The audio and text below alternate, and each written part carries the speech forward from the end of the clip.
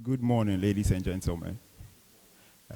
Thank you for honoring our invitation, and you're welcome to the Institute for Democratic Governance here at East Legon.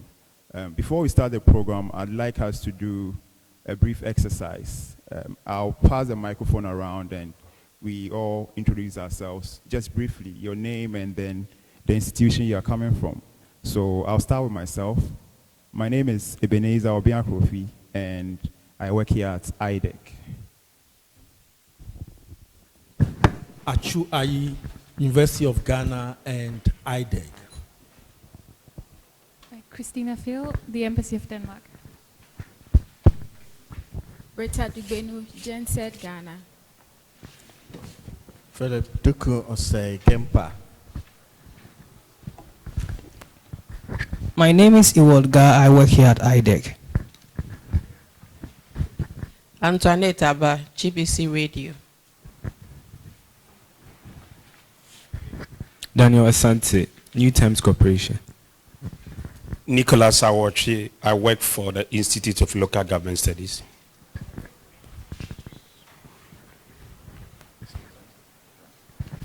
Thank you. I'm Andrea Buratti. I'm professor of public law in the University of Rome, Italy. And my name is Roger Book, professor in political science from Danish School of Media and Journalism. Good morning, I'm Alicia Rico, the Spanish ambassador here in Ghana. And good morning, Paolo Salvia, the head of the political section at the European Union delegation here in Accra. Good morning, I'm Cedric Boy from EU delegation. Obi Amwa, MP Ekwapem South, Deputy Minister, Minister of Local Government Rural Development. Eli MPP, Deputy General Secretary. Good morning, my name is Isaac Owusu from Center for Local Governance Advocacy. I'm Francisca Sapon from CDD Ghana. I'm Esi Asante. I work with the EU. I'm Emmanuel Yaboa Asiama, Senior Research Fellow, IDEC here. I'm Agnes Titriku from the African Center for Parliamentary Affairs. My name is Obed Asare. I work with the Trades Union Congress. I'm Faustina Jabati. I work with Ghana Anti-Corruption Coalition. I'm Kuku Apento. I'm with Peace FM. Al-Hajj Abdul Wahab Isa, Deputy Amir Ahmadiyya Muslim Mission. Major General Coleman, Chairperson, Civic Forum Initiative. Wood, IDEC.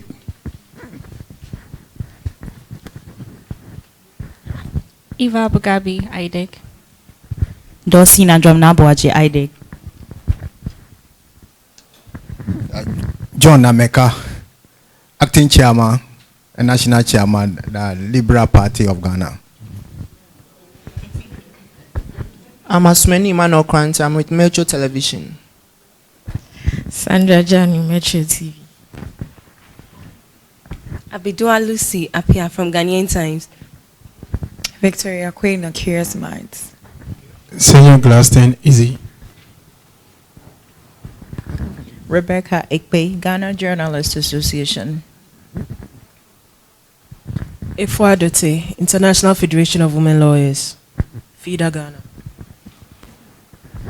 Robert Saba from Trade Union Congress. Mawena Dote, Maple Consult, Accra.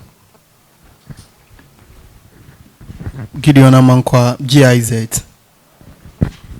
Maria Goreti Kwashi, SFDR, GIZ. Bliss Osuhono, National Women Organizer for All People's Congress. Thank you all for the introductions. The next item is introduction of our chairperson for this event. Our chairperson, a very honorable person of repute, He's a former rector of Mount Crest University College, former deputy vice chancellor and head College of Humanities of University of KwaZulu-Natal, South Africa. He has taught at the University of Swaziland, University of Ghana, and University of KwaZulu-Natal, South Africa. He has supervised several PhD and MPhil students.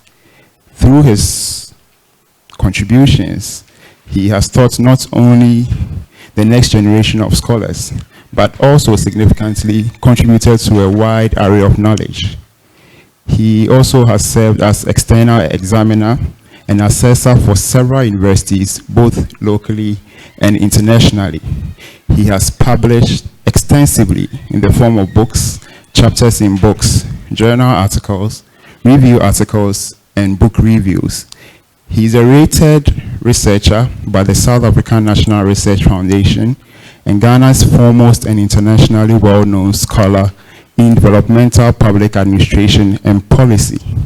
He has collaborated with scholars of international repute, and his publications are highly respected and widely cited by scholars all over the world.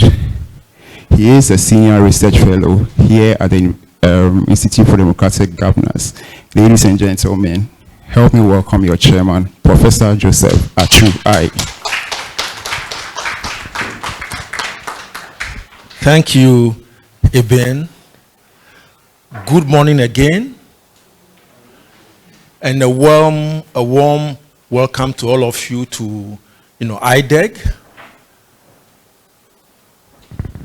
I'm here to represent the executive director of the Institute for Democratic Governance, Dr. Emmanuel Akwete, who is engaged in dealing with issues about vigilantism.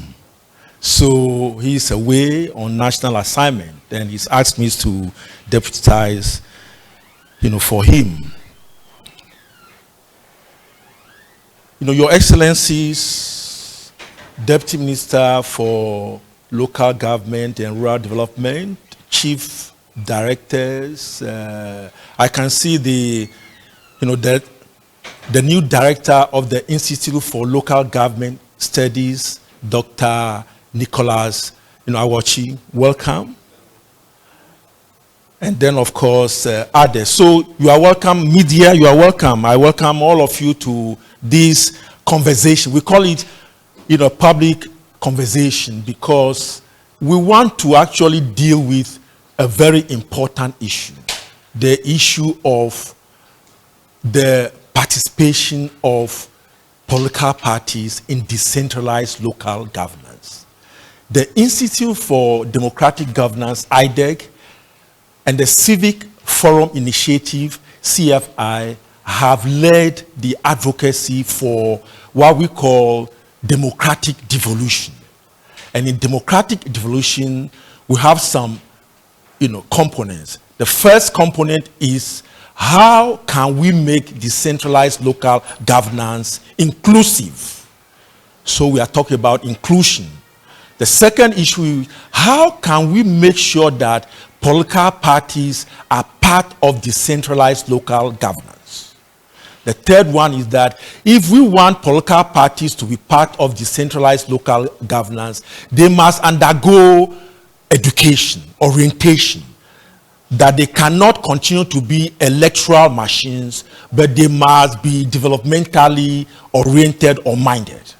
Then, of course, we also under democratic devolution, we're also asking for the retraining of the public service. So we want a professionally oriented public sector. We're also asking under that component that we also want to have the common fund increased from the current 7.5% to 22%, etc.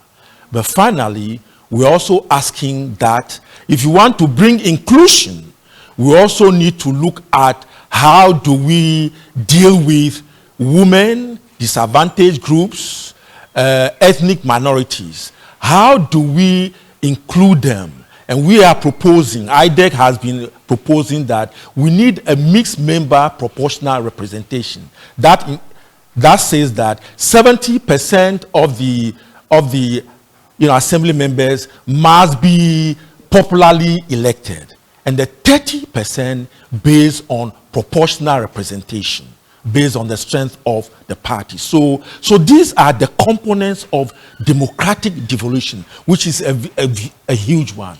And I think that IDEC's advocacy, the advocacy of CFI, these have actually made some progress in terms that if you look at the 2016 electoral manifestos of political parties, they all say that they must elect MMDCs. But IDEC is saying that it's not the issue of the election of MMDCs, but the fundamental question is that we should also allow political parties to participate in decentralized local governance. And that would actually deal with the winner takes all. It will bring inclusion. And then, of course, the other thing is that it will reduce the cycle of electoral violence.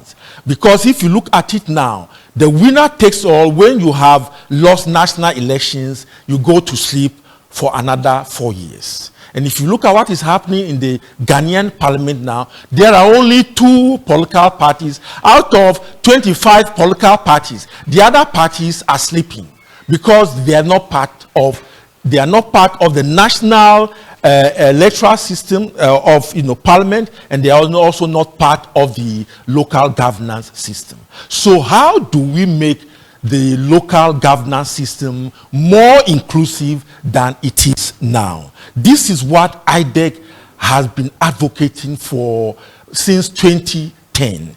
And I think that we have an opportunity now. The current president, in his 2018 State of the Nation address, indicated to Parliament, indicated that we should amend Article 55.3 of the 1992 Constitution, which would pave the way for the participation of political parties in decentralized local governance. And Article 55.3 is easy. It says that, well, political parties can shape the political will of the people. They can disseminate information on political ideas, socioeconomic programs of the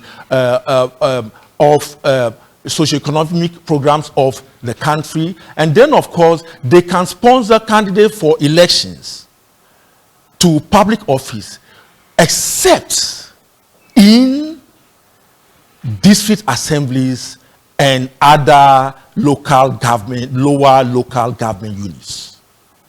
That is it. So it has excluded political parties, right? But this same article, 55.3, is actually contradicts Article 35.6d of the 1992 Constitution, which says that the state must take appropriate measures to make democracy a reality by decentralizing the administrative and financial machinery of the state to the regions and to the districts, and to afford opportunities for the people of Ghana to participate in decision making at the national level and in government. So we need to move forward, and the current president has actually given a directive. So we are going to have a referendum on the 10th of December, because it is an entrenched provision. Of course, Parliament has also set in motion the process. So Article 55.3 will be amended after the referendum, and then of course they also set in motion the amendment of Article 2431, which says that there shall be a district chief executive who shall be appointed by the president with the prior approval of 2/3 majority of assembly members present and voting. That one is also in the pipeline. And of course, there's an outstanding clause which is yet to be touched. That is Article 248(1) and 2, which says that either candidates or political parties should not sponsor candidates to elections at the local level. So we have made progress. And if you look at it well, Ghana has implemented one of the most comprehensive decentralization programs in Africa for the past 31 years, 5 years under the PNDC rule and 26 years under democratic rule. We've made progress. We've made progress. Progress has been made in the policy, legal framework. Progress has been made at the institutional level, etc., etc. So we have made some gains, but there are deficits. And for me and for IDEC, the key deficit is how to make local governance more inclusive. This is why we are here. And I think that we are going to have a very fruitful public conversation. On that note, I would like to welcome you again, and I'll go straight to the program. I will invite the representative of the European Union to Ghana and the head of the political division, Mr. Paulo Salvia, to give us some opening remarks. You are welcome, Mr. Salvia.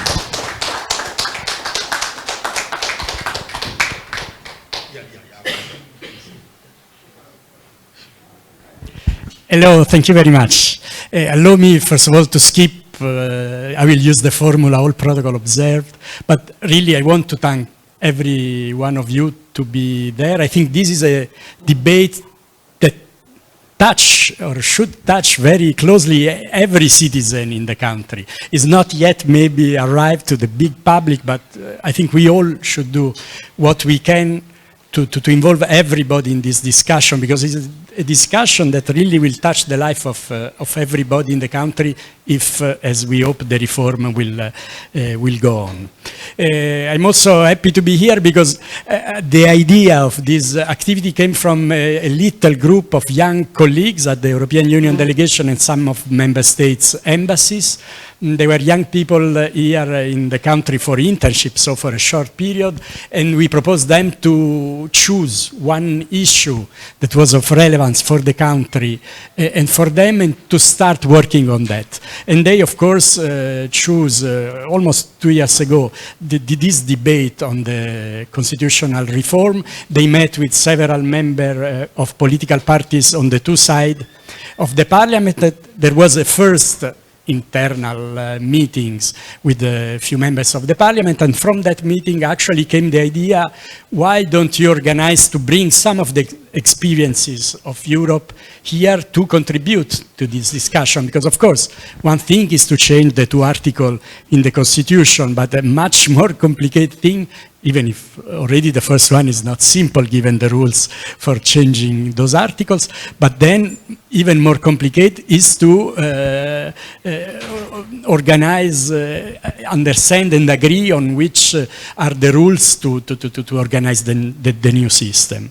So in some way, for us it's good that this idea of a little group make some road and bring to this, and possibly there will be other meetings in the future.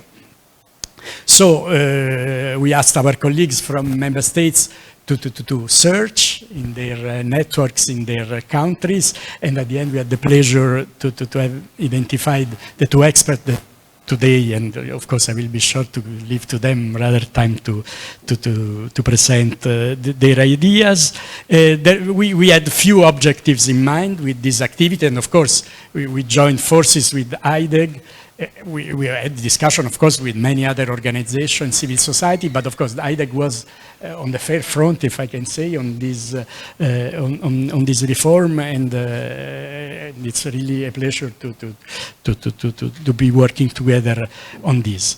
Our objectives are, one, indeed, the simple one, to share some European experiences on local governance, not to present a model. Frankly, we don't have a model in Europe. Each country, and you will see the 2 colleagues, they come, one from Italy, the other from Denmark, are quite different model that those countries are implementing, but rather to do an exercise of lesson learned, because each one of these system has a long story and regularly is reformed, trying to perfect the system and sometimes changing it radically. We will hear from them, and of course there are, out of 28 countries of the European Union, probably there are 28 different models, and I'm sure that many others are in Africa and elsewhere, and probably each country has to choose on his own. I mean, take something from here, from there, but then elaborate on what really is needed and possible in the specific country. The other objective was to stress how important is a comprehensive dialogue on these kind of matters. Of course, first of all, a bipartisan dialogue between majority and minority. When we are discussing about constitutional review, of course, all forces in parliament and even out of parliament should participate in the discussion. Of course, respecting the different responsibility of each one, but of course also the dialogue should not remain only to the politicians, should also involve local authorities, traditional authorities, civil society, and citizenship more in general. And the third objective for us as European Union was also to link in some way this reflection, these exchanges with our program of support to decentralization in Ghana. That is quite an important program, has passed different phases, I will mention, and in some way will of course feel the impact of a possible reform. 3 points we want to stress. Our ambassador yesterday already mentioned it. We had a first session with the expert meeting the local government committee at Parliament. The Deputy Minister for Local Government was also there. The first point we want to stress, I mentioned it already, there is no one-size-fits-all model. Each country has to choose what is, again, needed and possible in that country.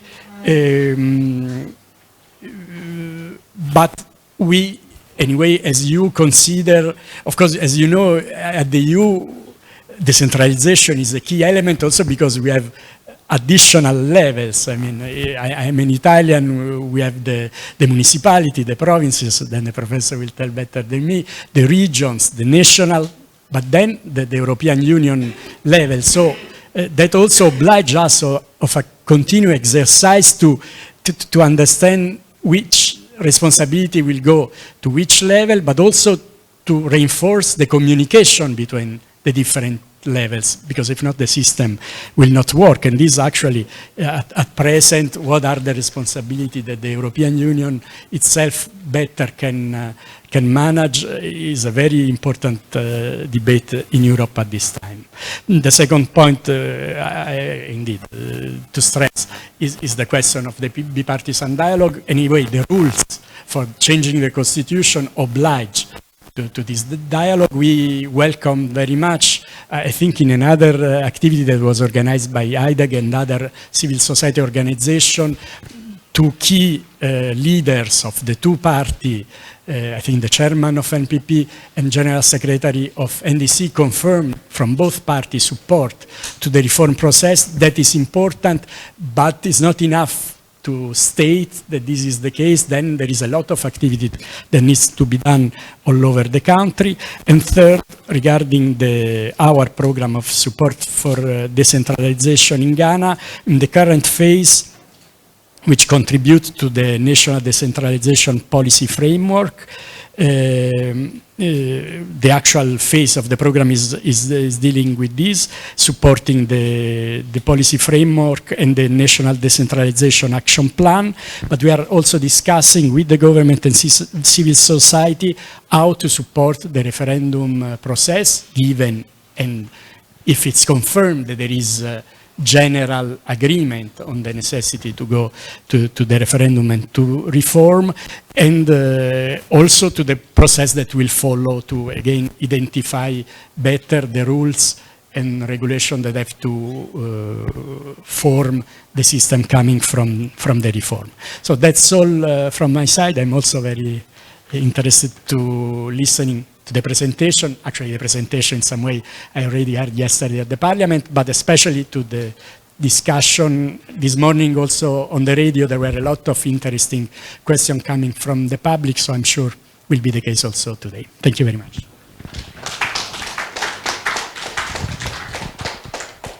No, thank you, Mr. Paolo, Salvia, for that. Now, this is a panel discussion. I'm going to introduce, the panel, and the topic is party-based local governance, European experience, and Ghanaian transition.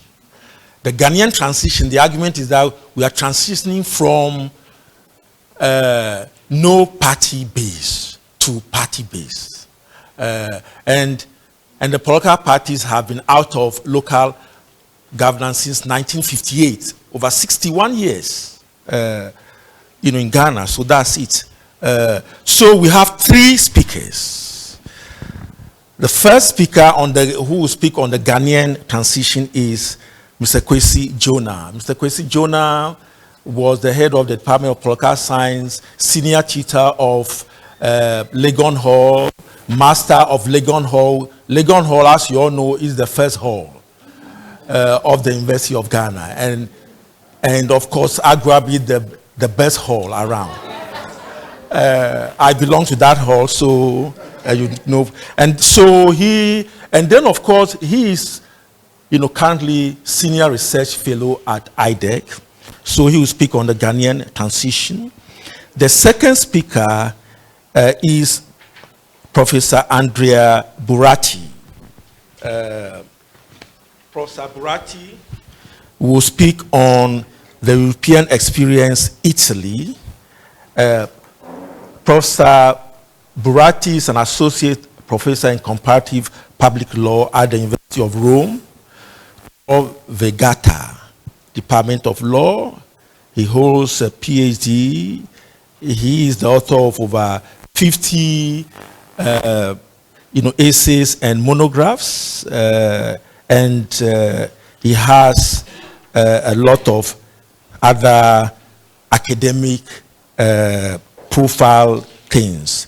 The third speaker is Professor Roger Bach.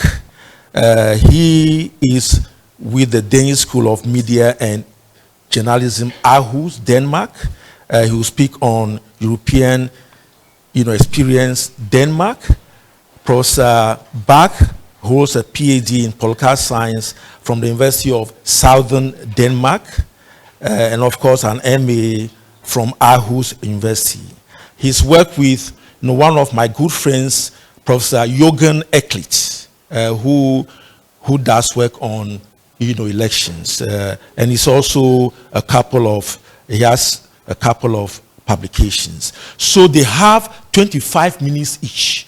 I'm going to time. So 25 minutes.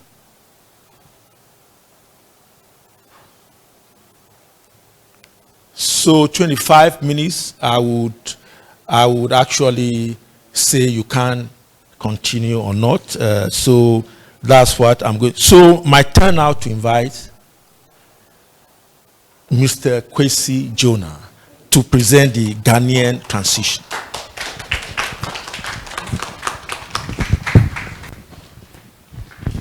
Well, Mr. Chairman, thank you so very much. Distinguished ladies and gentlemen, I want to remind Mr. Moderator that personal biases like he was in Lego Hall are not allowed on occasions like this. You should be very objective. So we should keep our personal biases. Okay. Now, distinguished ladies and gentlemen, from what Mr. Moderator said, IDEC has been in this business of advocating for local government reforms for a very, very long time. If my memory serves me right, as far back as 2014, we had started this campaign of advocating for a reform of our present local government system. it is not as if that the present local government system has not served us well. For a very long time, 31 years, thereabout, this has been the system that has enabled us to bring some modicum of development to especially the rural districts. Through the transfers that the central government has made, many poor districts have been able to build schools, markets, tackle their sanitation problems, and so on and so forth. But at the same time, those of us at IDEG, as well as the generality of the Ghanaian people, realized that even though the system had served us very, very well, we could do with some reforms, improvement, and so on and so forth. And that is why, 2014, we started the strong advocacy for a reform of the system. Fortunately for us, the efforts we put into our advocacy campaign did bear fruit sometime 2016, which was an election year, when we discovered, to our very, very pleasant surprise, that about 5-6 political parties were thinking the same way. You checked their manifestos, NPP, NDC, NDP, CPP, PNC, almost all of them had provided in their manifestos for a reform of the local government system in the event that they came to power. The NPP was victorious in the 2016 election and therefore decided to take up the promise it had made in its manifesto to carry out these reforms. Now, so question, even though all the parties did put it in their manifesto, and quite recently we have listened to the leadership of the major political parties, all of them saying that they agree that these reforms should be carried out. We still do have sections of the population, the doubting Thomases, who think that this is not quite the way to go. But believe you me, at IDEG, we believe that we are on the right path. So the reform we seek in our local government system is one that will enable political parties to participate in elections at the local level and also enable the people to elect their own chief executives. Most of us will realize that in 1992, this country embarked on a democratization process in which we introduced party participation elections at the national level, but we didn't do so at the local government level. 1992, when you were moving from an authoritarian military political system to a more, parties were freely allowed to participate in elections at the national level, but at local level, no way. Therefore, our chief executives and 30% of our assembly members continued under this constitution to be appointed by our president. The reforms that we are currently considering are reforms that will extend to the local government level the same democratic practices that we introduced at the national political system in 1992, 27 years ago. These include the full and the free participation of political parties in elections and the direct proper election of our chief executives and mayors. These are the key reforms that we are seeking. So we are moving from a system in which the people had no right to elect their own chief executives. We are moving away from a system that political parties had no right to participate at all. This will probably be the most important step in the continuation of the democratization process that we started many years ago in our country. It will enhance participation, accountability, inclusiveness, transparency, and even competition among the various political parties to bring development to a district. You see, at the national level, we are used by this time to the NPP and the NDC, the two major parties that come to power, competing to bring development. One will introduce national health insurance to stop people from paying at the hospital. Another one will introduce something, Terminal 3, and so on and so forth. They are competing among themselves, but unfortunately, the same competition to develop the country, to move the country forward, is not taking place at the district level. Why? Because the district chief executives are appointed by the president. They don't need to leave any developmental track record to maintain their position. The president handpicks you. You are not going to contest any election. If you want to continue another term, the president appoints you, you continue. But if we allow them to compete, you will see them improving services, because they want to be able to tell the people that if you elect me, I will make sure that the services are well provided in this district than the other person. And that way, you will see the district people experiencing. They will even begin to compare one district with the other.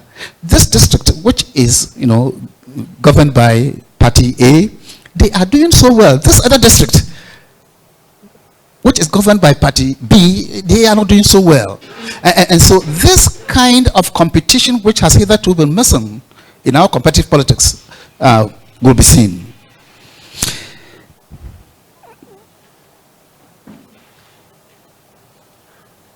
So public services will be improved.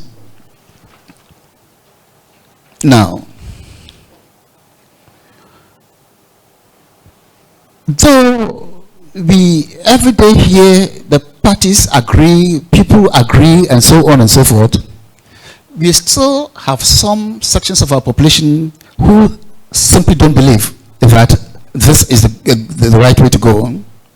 Some opponents to the reform, for example, have expressed the fear that these reforms that we are pursuing, moving away from a system in which parties cannot participate, in which people cannot directly, to another system in which parties will participate and the people will elect their own leaders, will increase corruption. It will simply transfer corruption from the national level to the local level. It will increase monetization of electoral politics. People are now going to bribe people in order for them to vote. It will increase even political vigilantism. And some people even argue that, look, the system you are bringing, if the chief executive of a particular district comes from a party other than that of the president, they'll be sabotaging each other. The president will not bring development to the district, and the chief executive of this district will also ensure that the president remains unpopular in the eyes of the people by sabotaging all efforts by the president to develop the district. So on the basis of this fear, it has been proposed that instead of transition from the system, we should either leave the system intact, or we should find ways of these problems that I've just spoken about before we consider the reforms. In other words, people are saying, why are you rushing?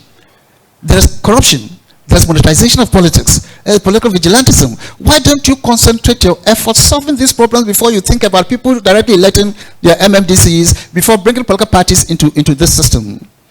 Distinguished ladies and gentlemen, I have said that if we are going to wait to eliminate political corruption, if we are going to wait to eliminate the monetization of electoral politics, if we are going to wait until we have solved the problem of local vigilantism, you will have to wait another 200 years before you bring parties to local government level. Corruption is not something that you can solve very easily. So we cannot use the existence of political corruption, we cannot use the monetization of electoral politics to stop reforms, democratization, from going to the local government level. In any case, we not deny people participation at the local level just because of the existence of political corruption. it is rather by increasing participation that you will create the best possible opportunity of grappling with these problems. When you allow the people to choose their own leaders, when you allow the political parties to go in, there is transparency, there is accountability, and you have a better opportunity of dealing with the problem of corruption that we are complaining about. It's not the other way around. You don't stop democratization because of corruption. You increase democratization so that you will be better able to deal with the problems of corruption. And that is why IDEG has said that we will have to go forward with this reform. But the other problem that our opponents, the opponents to these reforms, do not take into consideration is that it is not just a matter of bringing political parties to the local level. It is not just a matter of allowing the people to choose their chief executives. But this reform will also provide us with the opportunity to reform our political parties. In other words, the political parties that are going into local government politics, they will not be the same old political parties that you know. And we can do by improving the regulation of the parties. At the moment, regulation of our political parties is very, very weak. Parties can do virtually everything apart from turning a man into a woman and the other way around. We don't regulate them. You say political campaigns, the whole year they campaign. In other countries, campaign season opens only 3 months to elections. We have provisions in the constitution and in the laws that they should do X, Y, Z. They don't. And so we should make sure that if political parties are going to go into district level elections, these are parties that will be properly regulated, and we should set up that body, and that body that will ensure that the regulation function is properly carried out. This is one of our IDEC recommendations. Second, if you expect the same old parties to go into district level elections and make a success of it, you may be making a big mistake. You need also to put some money aside to fund some of the activities of the political parties. If not all, those particular activities of political parties that make the greatest contribution to our democracy, make sure that you put money on it. And sometimes people think that when we say put money on the political parties, fund some of the activities, we are going to throw the taxpayers' money the way you distribute Christmas toffees. Come and take it for free. No. Everywhere, every country where parties have been funded, there are strict rules and regulations. In fact, the last time I saw the Ghana Electoral Commission prepare a public funding bill for political parties, which never was passed, even the very modest conditions they put down, either the party gets 1% of the presidential election ballot, or at least 1 seat in the Ghana Parliament. Now, let us look at this particular condition in that draft bill which never was passed. This is a relatively low condition. If we applied that one, only 2 parties in this country will qualify, NPP and NDC. The other parties, none of them has 1 seat in the Ghana Parliament, and the other parties, none of them got 1% of the presidential election results. So people think, you know, the idea is just to throw free money to political parties. There are stringent rules. I don't agree with this particular one because it will cut out most of the small parties. But the point to be made is that when we say some funding should be provided to political parties, it doesn't mean that we're just giving them free money to waste or to blow. Second,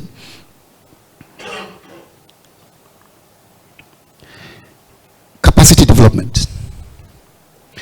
We are asking political parties to go into district level elections, and as my professor here told us, the last time they were in elections in this country, 1958, Professor? 1958, 60-something years ago.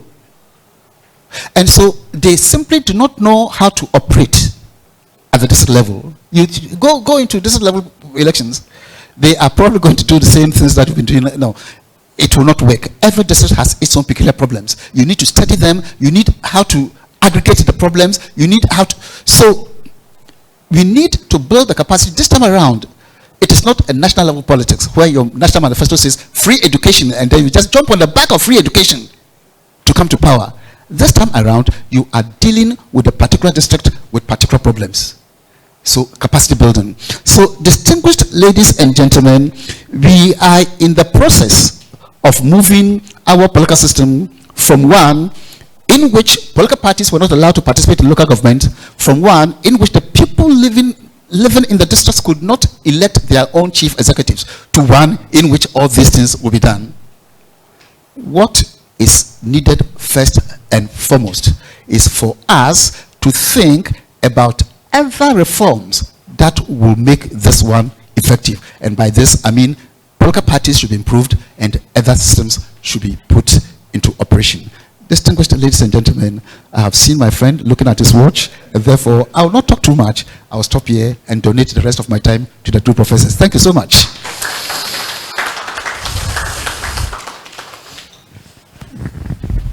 Thanks a lot, Mr. Kwesi Jonah. So I'll now call on Professor Andrea Barati to make his presentation. Please, 25 minutes.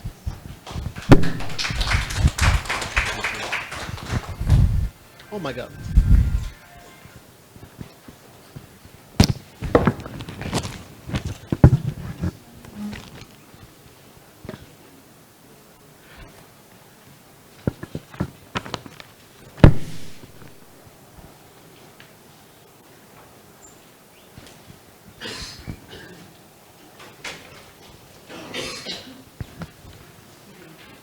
Okay, thank you.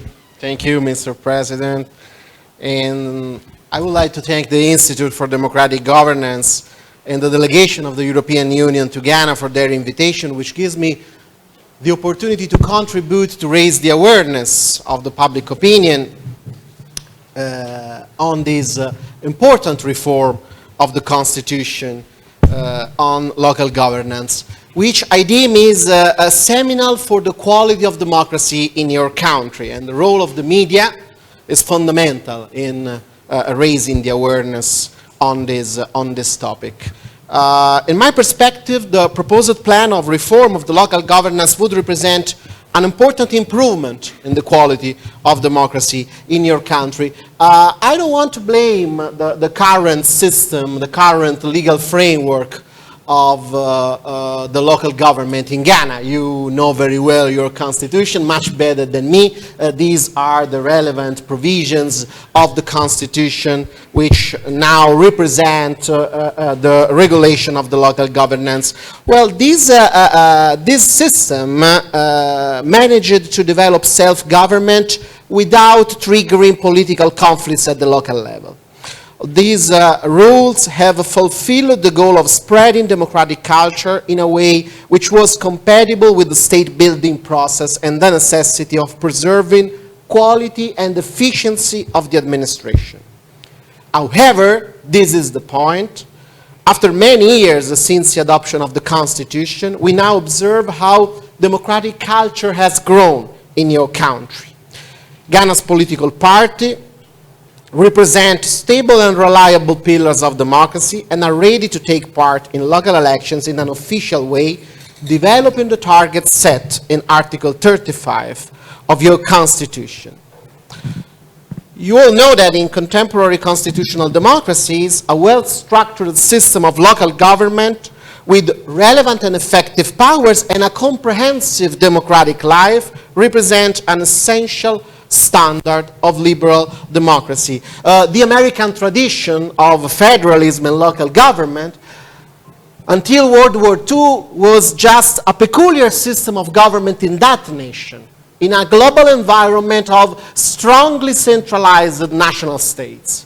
Well, nowadays, after the Second World War, this methodology, federalism, regionalism, decentralization of government, is considered one of the best standards of constitutional democracies in the world, and many countries are now achieving this same system of organization. There are several advantages which are associated to an effective system of local governance in contemporary democracies. Local governance enhances the methods of checks and balances by creating a dissemination of centers of powers. Local government creates political arenas where political issues can be debated among the local communities. It raises the level of accountability and transparency of the administrators. It allows the customization of public services to the demands of the citizens, spreads innovative experiences and programs that can be reproduced at a more general level is successful. And finally, it fosters economic growth. Let me now show you the European trend toward the enhancement of local self-government. In Europe, first of all, you have to take into consideration that a fundamental principle of the European culture of government is the principle of subsidiarity. Subsidiarity has played a fundamental role in shaping a tradition of local government in many countries in the European Union.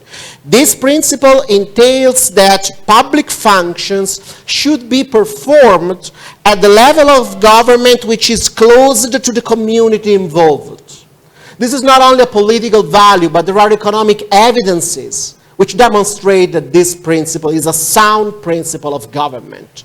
Furthermore, the European Charter of Local Self-Government, adopted in 1985 within the framework of the Council of Europe, affirms in its preamble that the local authorities are one of the main foundations of the democratic regime, and the citizens have the right to participate in the conduct of public affairs as a fundamental right. Starting from these ideas, I want to show you the process that took place in the last decades in Europe. This is a trend toward the enhancement of local government. A vast majority of the European countries have adopted major constitutional reforms aimed at enhancing their systems of local governance. I want to mention, first of all, the devolution process triggered in the United Kingdom with the Scotland Act of 1998.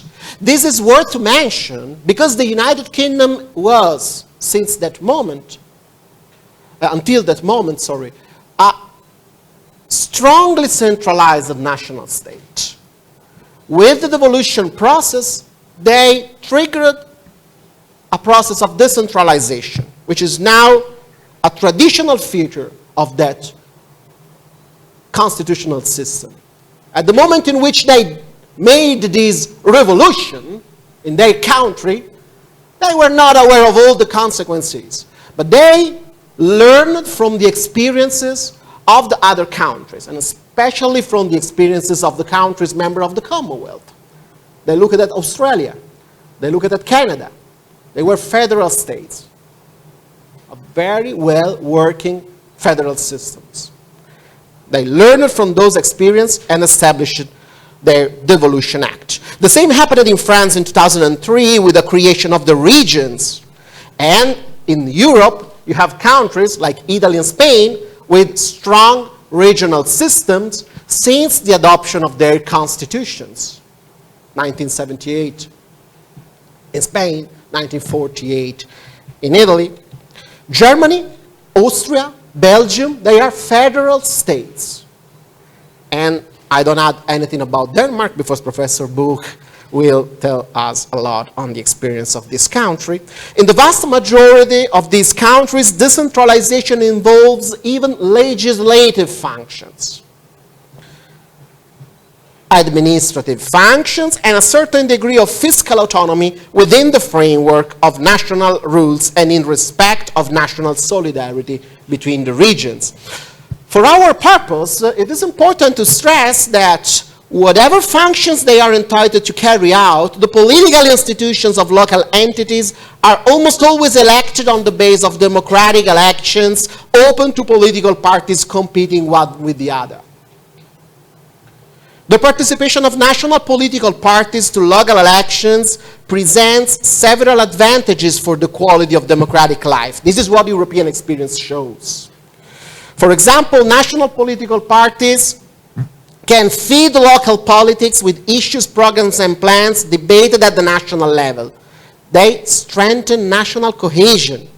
They draw inspiration and suggestion from the local communities, channeling local demands into the national arena.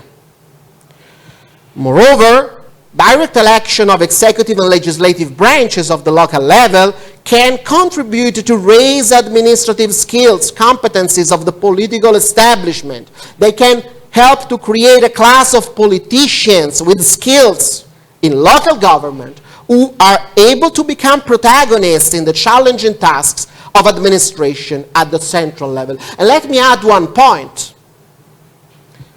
The participation of political parties at every level in democratic competition will contribute to democratize the same political parties. Let political parties play the game of democracy. Learn and use the rules of democratic competition. These will contribute to make political parties more democratic. Also in the methods they use within their own organization. In the European framework, I want to show you the Italian experience because it represents, in my opinion, a useful case of comparison for your analysis, as I hope I will show in a while. Italy is a country with a well-structured system of local government which encompasses the regions that you see in this slide, then the provinces that I will show you in a while, and municipalities. This framework was settled by the 1948 Constitution and represented at that time the main institutional innovation brought on by the Republican Constitution. As I told you, these are the 20 regions that we have in Italy. They have legislative and administrative function and a certain degree of fiscal autonomy. In this slide, I show you the 82 provinces that we have in our country, together with about 8,000 municipalities. The provinces, as you see, are more or less comparable to your districts. They own a wide set of administrative functions and a very limited fiscal autonomy. There are relevant imbalances among the provinces with the main cities. The capital city of Rome is also a province with 4 million citizens, and the smallest in terms of population of the provinces has only 50,000 citizens. Italy is a country with about 60 million of people. The current regulatory framework for the organization and the functions of local entities, provinces and municipalities, is the outcome of a set of legislative reforms that we adopted in the 90s of the past century. And they are now collected in a consolidated act, this legislative decree 267/2000. Among other innovations, the reforms of the 90s introduced the direct election of the chief executives of provinces and municipalities. Before that, the chief executives were elected by the councils of the provinces and municipalities. So they were democratically elected also before the reform of 90. However, now they are directly elected. Let me tell you something that happened in the very recent years. In 2014, a legislative reform attempted to reduce the competencies of the provinces, transferring the competencies of the provinces to the regions or to the municipalities, and trying to abolish the elections of the political councils and chief executives of the provincial level. The aim of this reform was mainly to reduce the number of politicians at the provincial level, and so accumulate savings for the public finance. Just 2 years later, 2016, a comprehensive constitutional referendum took place in Italy with the aim to confirm this reform and finally abolish the provinces from the constitution. Well, the outcome of this referendum was no. 60% of the citizens voted against this proposal. The Italian people is slowly understanding how small economic savings obtained through the abolishment of the provinces can result in significant losses for the whole community in terms of the quality of public services. So, the European experience clearly shows how the reform of local government, which Ghana is now debating, is consistent with a general trend in Western democracies and follows patterns common to contemporary constitutional democracy. However, we cannot hide that such a crucial enhancement of democratic participation also brings about some difficulties that must be taken into consideration. The referendum that you will have in December will pave the way to a set of legislative reforms which have the possibility to tackle any danger, any concern deriving from this important improvement of political participation. I can identify two main concerns related to the development of political participation at the local level. On the one hand, the growth of conflict between central and local governments and administrative inefficiency. And the second, institutional instability at the local level. I will try to demonstrate in the last part of my presentation that these potential dangers can be efficiently tackled with institutional arrangements and appropriate legislative measures. And I will show you how, in Italy, we tried to face these same problems. So, to start, how to promote administrative efficiency in local government and the respect of national interests. The Italian experience shows that there are several legislative arrangements that allow a central clearance over administrative activity and the behavior of political authorities of the local level. All of these measures or other measures can be introduced in national legislation in case of passage of the reform. For instance, this is an important institution, a permanent body, the Conference of State, Regions, and Local Entities. Something like that exists in many countries in Europe, not only in Italy. This body gathers the Ministry of Local Affairs of the National Cabinet, other prominent ministers, along with the chief executives of the regions, representatives of the provinces and municipalities. This body performs tasks of coordination of public policies and administrative functions, which require cooperation among the different levels. In this conference, they debate. They look for the best options. They reach agreements that will represent the guideline of the administrative activities and are often taken into consideration in the judicial review. Nowadays, handling this conference is the main task of our Ministry of Local Affairs. Let me add a second institution, the prefect, a fundamental role performed by the prefect in coordination of the functions of mayors, chief executives of the provinces, and the central cabinet. This institution, this prefect is appointed by the national cabinet, is the representative of the central government at the provincial level. Furthermore, the Italian constitution provides for a substitutive power that the cabinet can adopt. Whenever the regions, the metropolitan cities, the provinces, municipalities fail to comply with international rules, EU legislation, in case of grave danger for public safety and security, or whenever such action is necessary to preserve legal or economic unity, the central government can act for the bodies of the local government. Also, it is important to show how independent authorities and judicial authorities have the power to control the activity of political leaders and public officials at the local level. The Court of Accountants is an independent jurisdiction with a well-settled tradition in Italy, whose tasks consist in assessing the legitimacy and the economic effectiveness of public administration at every level. They check every year the annual budgetary plan of all the local entities in the country. Among these functions, the Court of Accountants carries out managerial control and also the assessment of individual responsibilities of administrators and political authorities.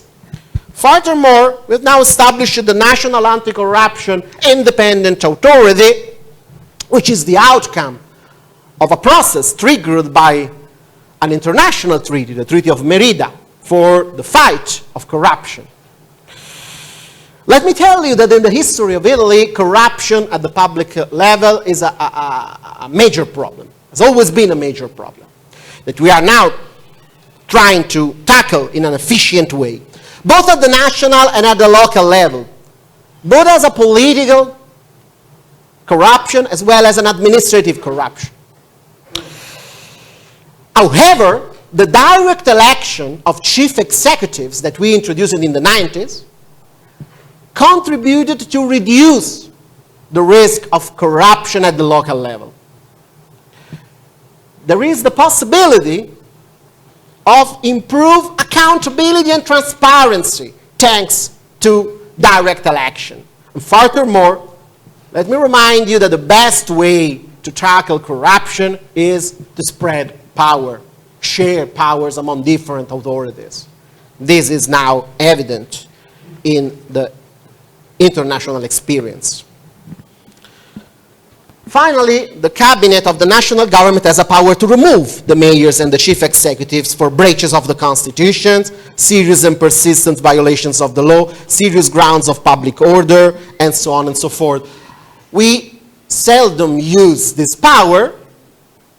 I hope there's no need to use this power, but as James Madison said when drafting the American Constitution, men are not angels, and constitutions are means for helping men to behave properly. I want to stress, because the danger of sabotage has been mentioned, that notwithstanding the harshness of Italian political debate, I want to take you to take into consideration the Italian political arena is a very conflictive one. However, all of these powers have not been used by the political leaders as a retaliation among political parties. On the contrary, the dialogue among executive leaders at the central and local level has worked in an efficient way in the last decades, despite and beyond their political affiliations. I want to bring you the sample of what happened yesterday, right yesterday, where the International Olympic Committee decided that the Winter Olympic Games of 2026 will take place in Italy. This is a honor, a good result, a success for Italy. How did it happen?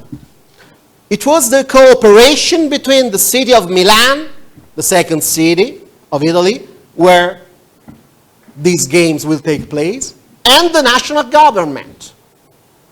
The city of Milan has a mayor of the left party, a leader of the left party. The central government is now led by the right-wing parties. However, they cooperated in order to obtain this important result. This is just a sample taken from the newspaper, today's newspaper. There are many other samples we can do. There's no risk of this sabotage if you have good means to make them dialogue and also control. Finally, last 2 minutes to answer the second challenge. How to curb institutional instability at the local level. Also, this one is a typical problem of the Italian political system. However, the reforms of the 90s, which introduced the direct election of chief executives, helped a lot, contributed a lot to reduce instability of the local level. What is the system that we use nowadays? It could be useful also for a reform in your country in case the referendum will pass. We have a direct election of the chief executives, as I told you. Then we have a full proportional representation for the election of the council in order to allow all the political parties to be represented in the council. Of course, we have a threshold, a minimum threshold that political parties must overcome in order to be represented. However, many political parties can be represented. Is this going to create fragmentation in the council? It could, but then we have a majority award in terms of seats. So the party or the coalition of parties which obtain more votes and elect their mayor, they will have more seats in the council in order to create a stable majority. And this will avoid the possibility that the mayors could be removed by the council. Of course, theoretically, this possibility exists, that the majority of the council, in case of breaches of the confidence, could remove the chief executive. There is a last point that I want to tell you before ending my presentation. I would advise also Ghana political parties, parliament, to consider the possibility to introduce a proportional representation for the district councils. It is true, I know very well that you have a strong tradition of first past the post in this country, and tradition in electoral systems plays a role. However, the necessities of the national politics are not the same of the local level. In the local level, it's more important, in my opinion, to represent more political parties. Also, the proportional representation can pursue the goal of representing political minorities, or, for instance, granting equal representation of both the genders.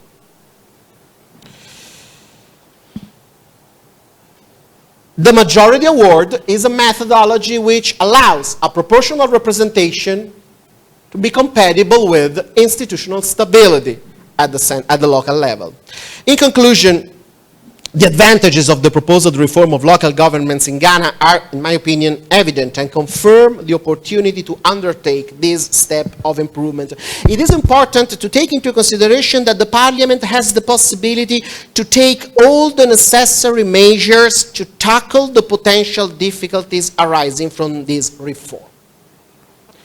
The international trend, the European trend, is toward the enhancement of local self-government as an important standard of the quality of liberal democracy. And this is the value and the target of your Article 35 of the Constitution. Thank you very much for your attention.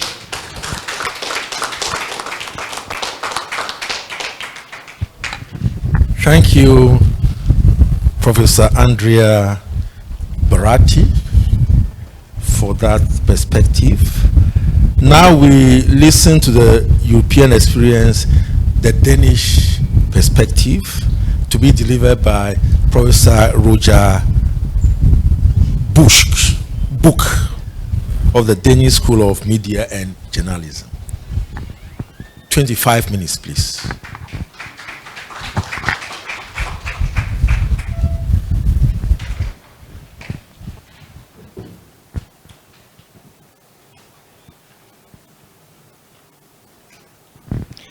Thank you, and thank you to IDEC for making this possible, to the EU delegation for making this possible, and also, of course, the Danish embassy not here today, but thank you for thinking about me when they wanted somebody to tell you about the Danish experience with local democracy. I think on the one hand that the Danish experience is very useful because we have one of well-functioning local democracies in the world. We have one of the most decentralized systems in the world. So in one way you can say that could be very useful. But then on the other hand, this is very different from the situation you have. So you can of course not learn something that you can use as a cut and paste model that you can take from Denmark and implement in Ghana. But I think you can learn something from the way we think about local democracy in Denmark. And that's what I'm trying to explain to you in 25 minutes. I have been doing research in local politics in 25 years. And now you will have the 25-minute version of that. First, some of the principal arguments for having local democracy, local self-rule. Andrea just talked about it, so I'll not go into much detail about it. I think it's important to realize that there is some principal arguments and there's also a lot of practical arguments for local democracy. The principal arguments are about separation of power. Normally when we talk about the separation of powers, we think about the separation between the parliament, the government, and the courts. That's the traditional way, the horizontal way of thinking about the separation of powers. But we can also talk about the vertical separation of power. That if you have some powers at the national level, some powers at regional levels, some power at the local level, we will also have a separation of powers that can work together, but can also get in conflict, of course. That's also a point in democracy, that you need conflict. I mean, the idea of separation of power is to create conflict between government, parliament, and courts.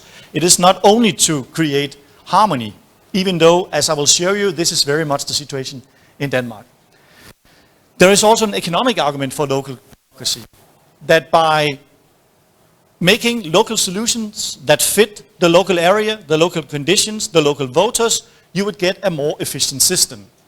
This also creating the possibility of people moving to areas that fit them better when we look at the local service that they are given. Of course, there's also the argument about involvement of people, that more people can be involved in democracy. So there is plenty of good arguments for local democracy. In Denmark, it is even seen as a human right to have local democracy. It is actually written into the Danish constitution, in the section of the constitution, section 8, where all the rights of people are described. The right to speech, the freedom of the press, the right to move and live where they want to live, the right to form parties and interest organizations. In this section of the parliament, local self-rule is also mentioned as a right to the citizen. And of course, constitutions are difficult to change. It's difficult here, I can see. It is also very difficult in Denmark to change this constitution. We have now a version from 1953 with a lot of contradictions, a lot of problems. But of course, this is also a point in constitution. They should not be easy to change. They should be difficult to change. But when we look into the constitution, we have this paragraph 82 that says that the right of the local government, the municipalities, to have self-rule, local rule, have to be laid down in a law. And as everyone can see, this is not a strong paragraph, because the law about local governments could be very limited, giving very limited space for local democracy. It can be very wide. So really the constitution is not defining very much how local democracy will actually end up being. And that is a more broad point here. Constitutions are important. They are important frameworks, but they are all often with a lot of choices to be made after a constitution is implemented or changed. Constitution is only a frame. It is the actual political actions taken by governments. It is the political behavior of politicians that is really creating the reality for citizens. Not to say that constitutions are not important, but it is not more important than what you do in every day in politics. And I'll get back to that point, because in Denmark the constitution does not secure the right to make taxation, the local government's right to make taxations. It does not secure the local government's right to have extended service and policies toward the citizen. But over the decades, this has developed. You can say that the welfare municipality in Denmark has developed over the past 50 years, but under the same constitution. It started out being a very limited local democracy, and now it is the most powerful local democracy in the world, under the same constitution. So constitutions are important, but it is much more important what happens after a constitution is put into place or after a change in constitution. So you are only taking the first step, like we took the first step many decades back.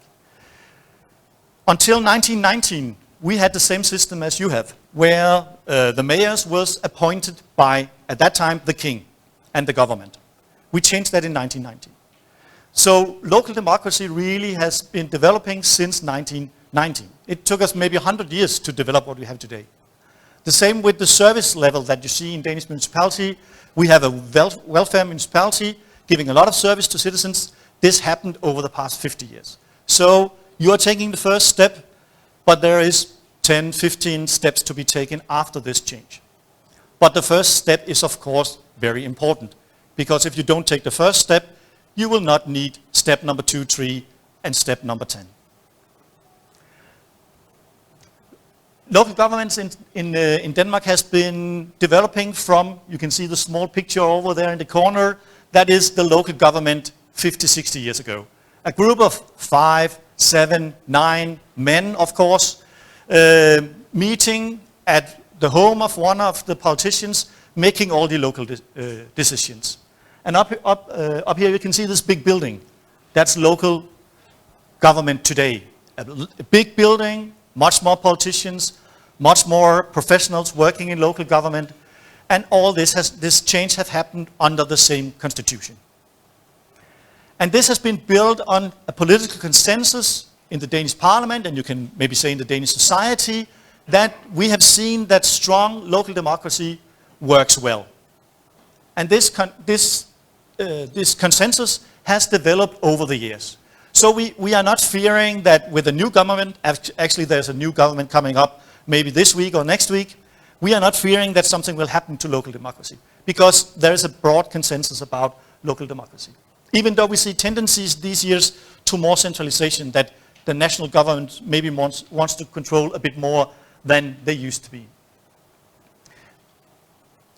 And the Danish local government is, as I mentioned, a welfare municipality. Because in Denmark, we have a lot of public welfare based on taxation. This is the development of the Danish welfare state during the past 100 years. From not a lot of taxation to a lot of taxation. 50% of GDP is taken into taxes. So no matter what you do in Denmark, you pay tax. If you buy a bottle of water, you pay tax. If you turn on the light, you pay tax. If you go to work, you pay tax. If you buy a car, you pay tax. No matter what you do in Denmark, you pay tax. And these taxes are going to the central government, to the national government, but also local government take in taxes. They take in 25% income tax on everybody that works in Denmark. And that, of course, because Denmark is a wealthy country, create a lot of financial resources for local government. And as already mentioned, this has nothing to do with politics. No matter whether we have a green, a conservative, a red, a social democratic, or a blue, a liberal government, the level of taxation in Denmark is basically the same. And also local democracy and the support for local democracy and local self-rule is the same.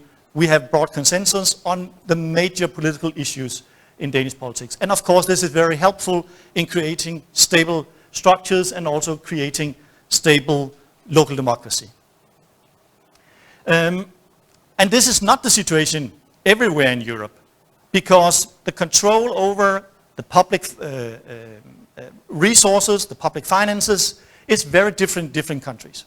Denmark has clearly the most local control over public expenditures. But here you can see all the European countries, and you can see that the situation is very different. In many countries, the local governments, well, they are there, but they don't have a lot of control over the public expenditures. So even though you maybe think that Europe is one, Europe is very different. And again, the important point here is most European countries are a member of the EU, but how they do local government is very different from one country to another. There is 28 different models of local politics and regional politics. And as mentioned, local governments in Denmark has real powers. What you can see in this slide is the cost that local governments do on different areas. Care for the elderly, kindergartens, schools, etc. And the important point is that it is very different.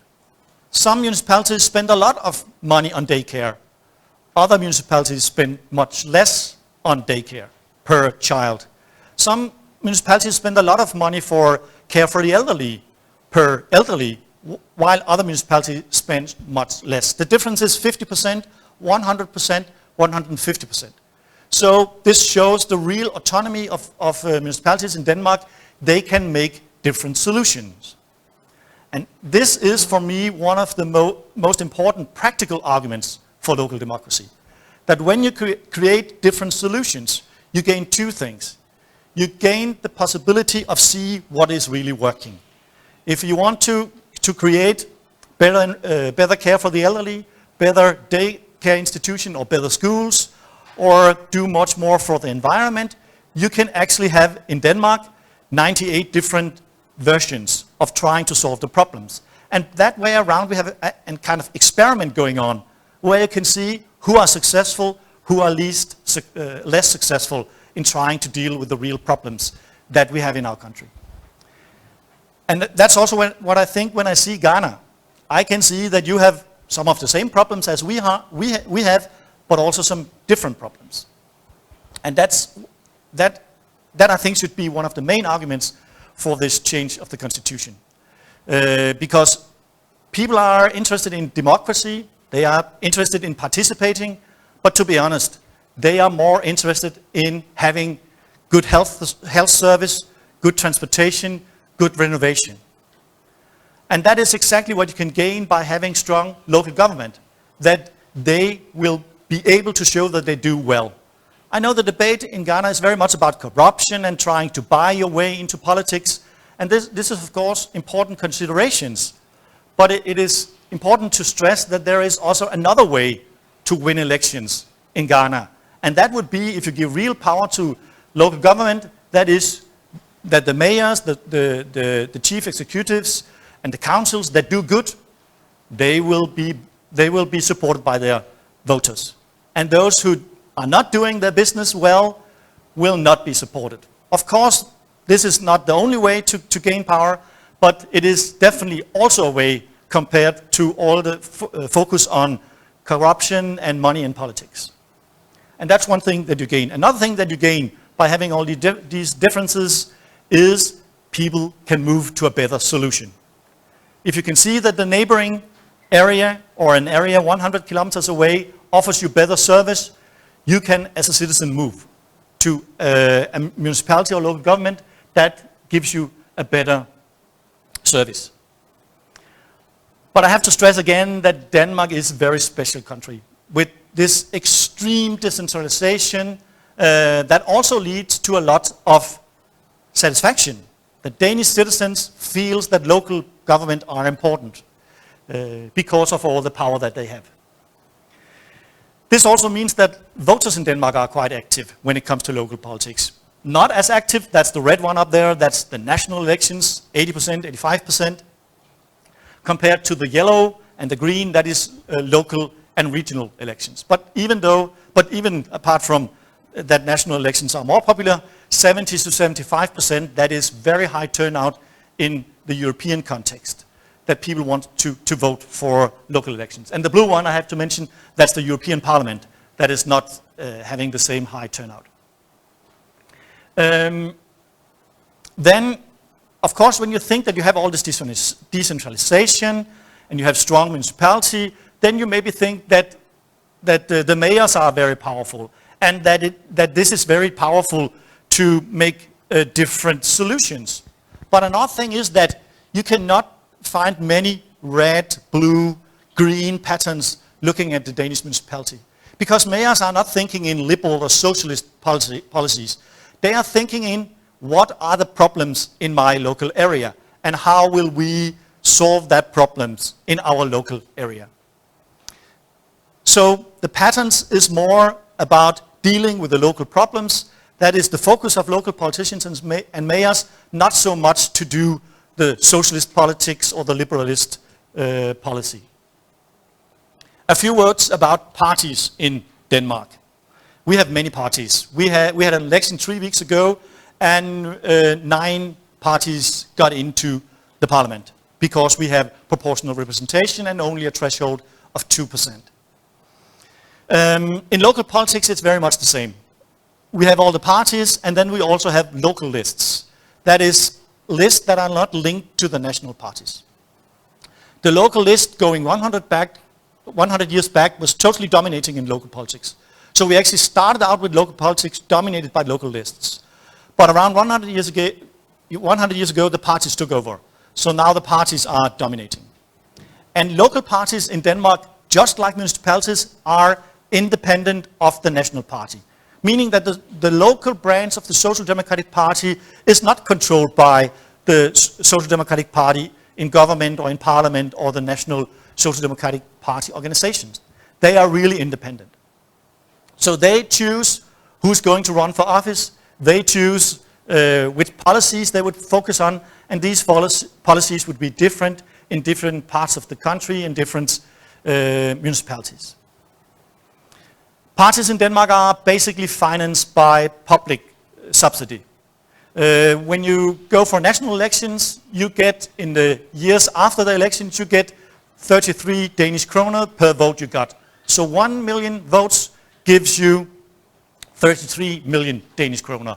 That's maybe 28, 27 million in your currency. So this is the basic income of parties in Denmark. Of course, you have membership paying fee, members paying fees. You have sponsors supporting, but in basically the parties are living off this public subsidy. And money are not decisive. It is so that the blue parties, the right-wing parties in Denmark, has more money than the red, the socialist parties in Denmark. But we have a shift in government back and forth from red to blue, on and on. So this shows that money are not decisive. Of course, money are helpful, but they are not decisive in our elections. But apart from that, parties in Denmark are top-down run systems.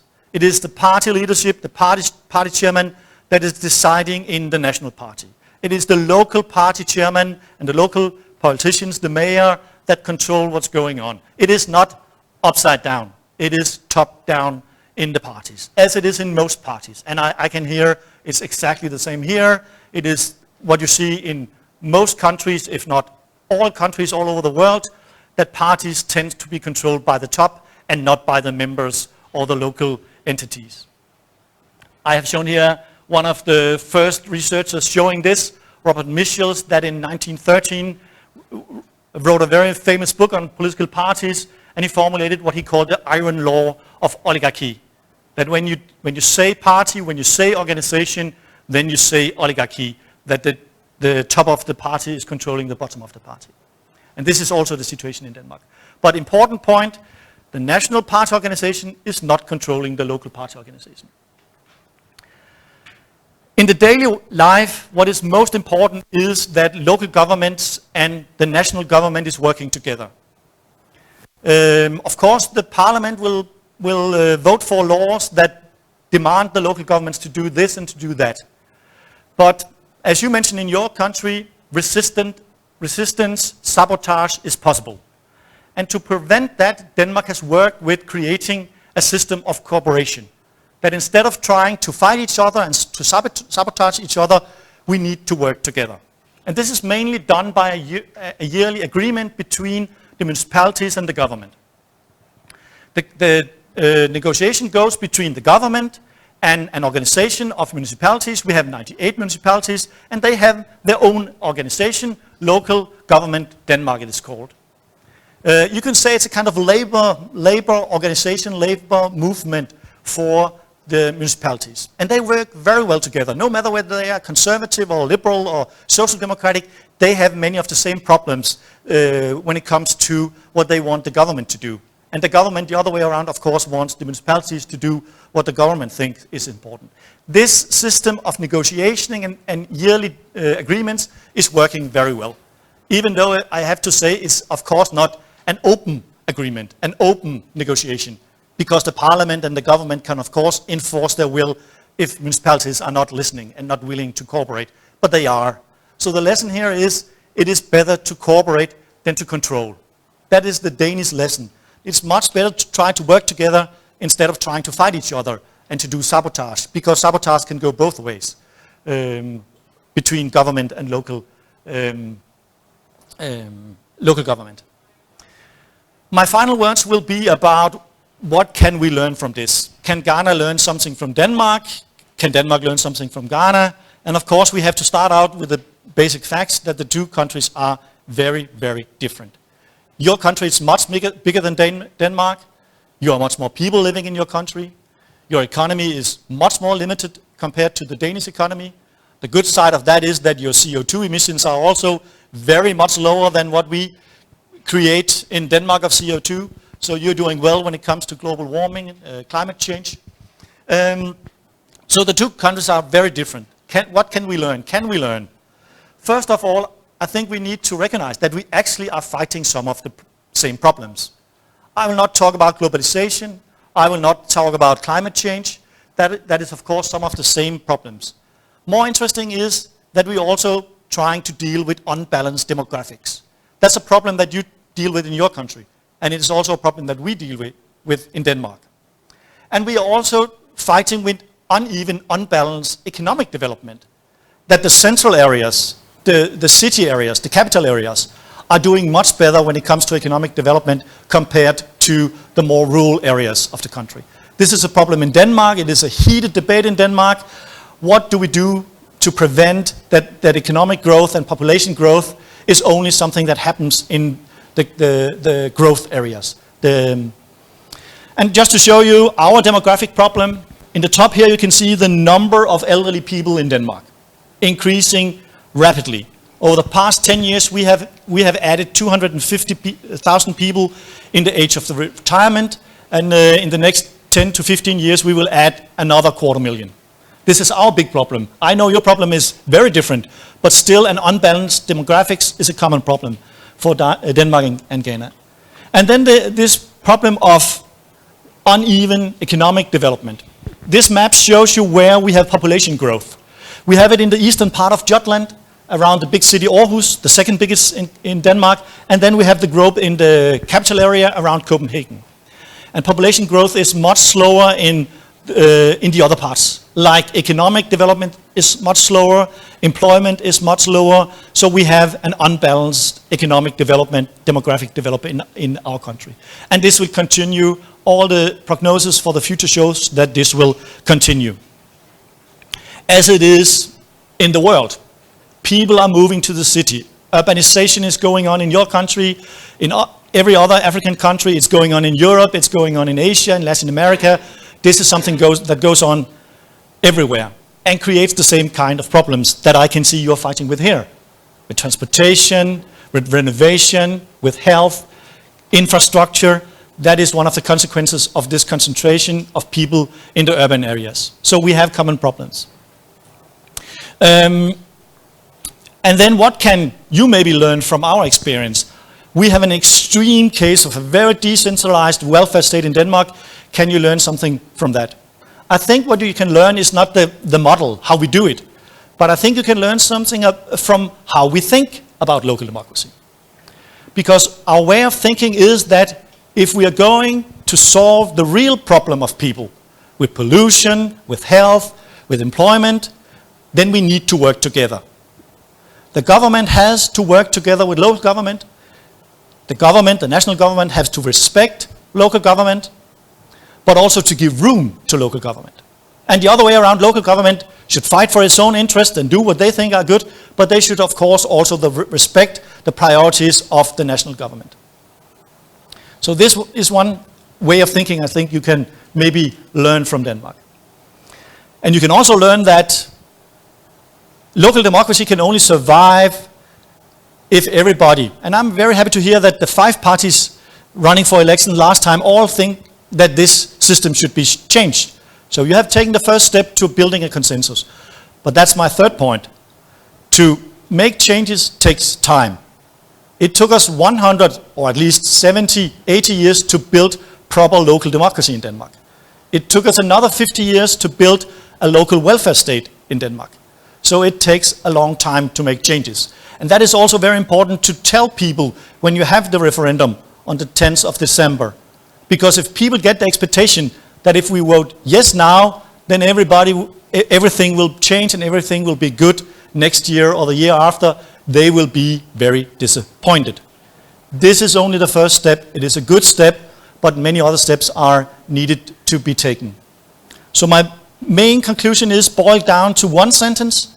Formal institutions like constitutions are important, but informal institutions like consensus, working together, etc., are just as important if you want to have successful local democracy. Thank you for your attention.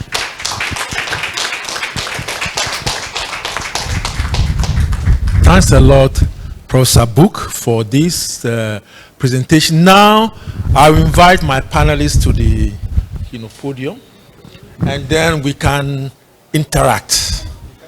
No, you can't sit here, please. So interaction, so the format will take 5 questions, comments, then of course then they will respond. Then we take another 5 set of questions. So please be brief, identify yourself, and then straightforward you ask your question. Yes, okay. I can see Mr. Mecca there. So okay, please.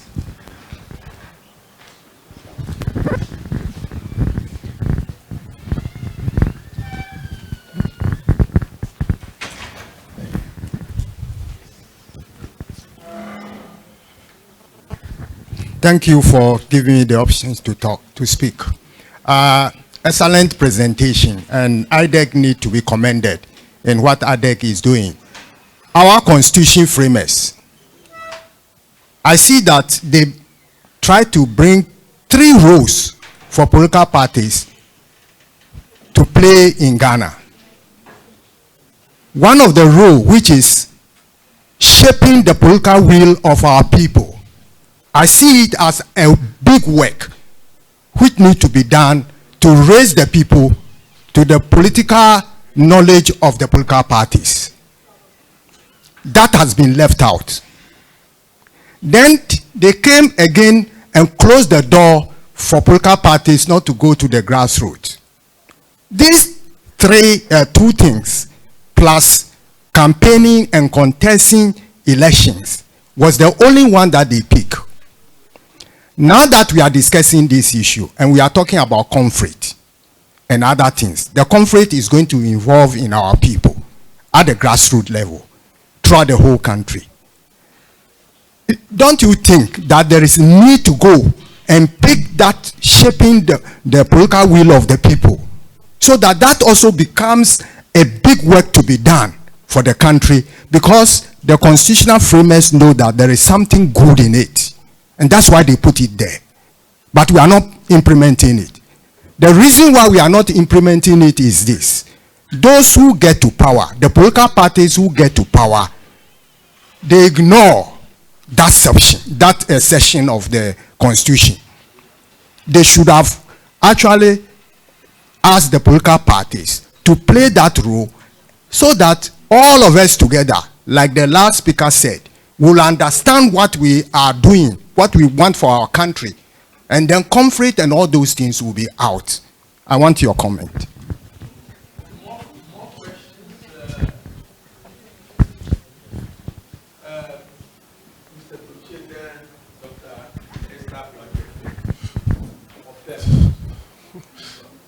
Thank you very much. Very, very interesting presentations, giving us different insights from both Italy and Denmark. My issue relates to security. I'm an advocate of the reform and understand why we had the situation of non-partisan local governance, because when the system was introduced in 1988, it would have been absurd for the PNDC, which was authoritarian, to have introduced party political systems whilst itself was not democratically even elected. But we have run a system, constitutional system, since 1993, and at the district level, you have a district security committee, which is chaired by the president's nominee as a chief executive.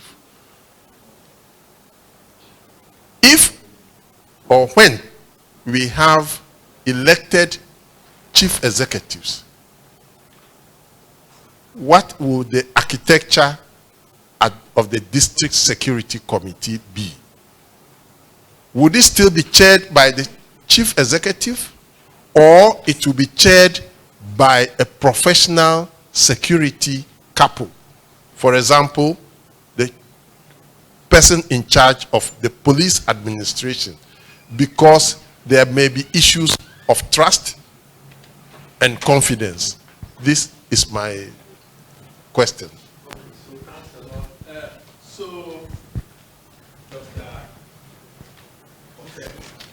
Thank you very much.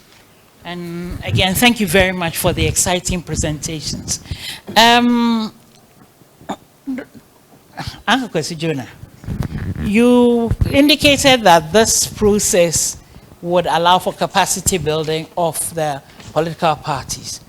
Formally, they haven't been involved in district level functioning and all, but informally, they've interfered, they have engaged, they have proposed.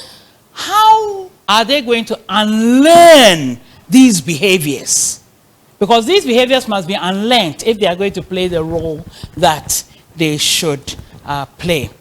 Then to the European experiences that we've enjoyed, I was very happy to learn, first of all, in the Italian case. Oh, where are my spectacles? Anyway, the Italian case about this entity that coordinates policies and, you know, pulls together a certain consensus. I'm sorry, I will remember that one.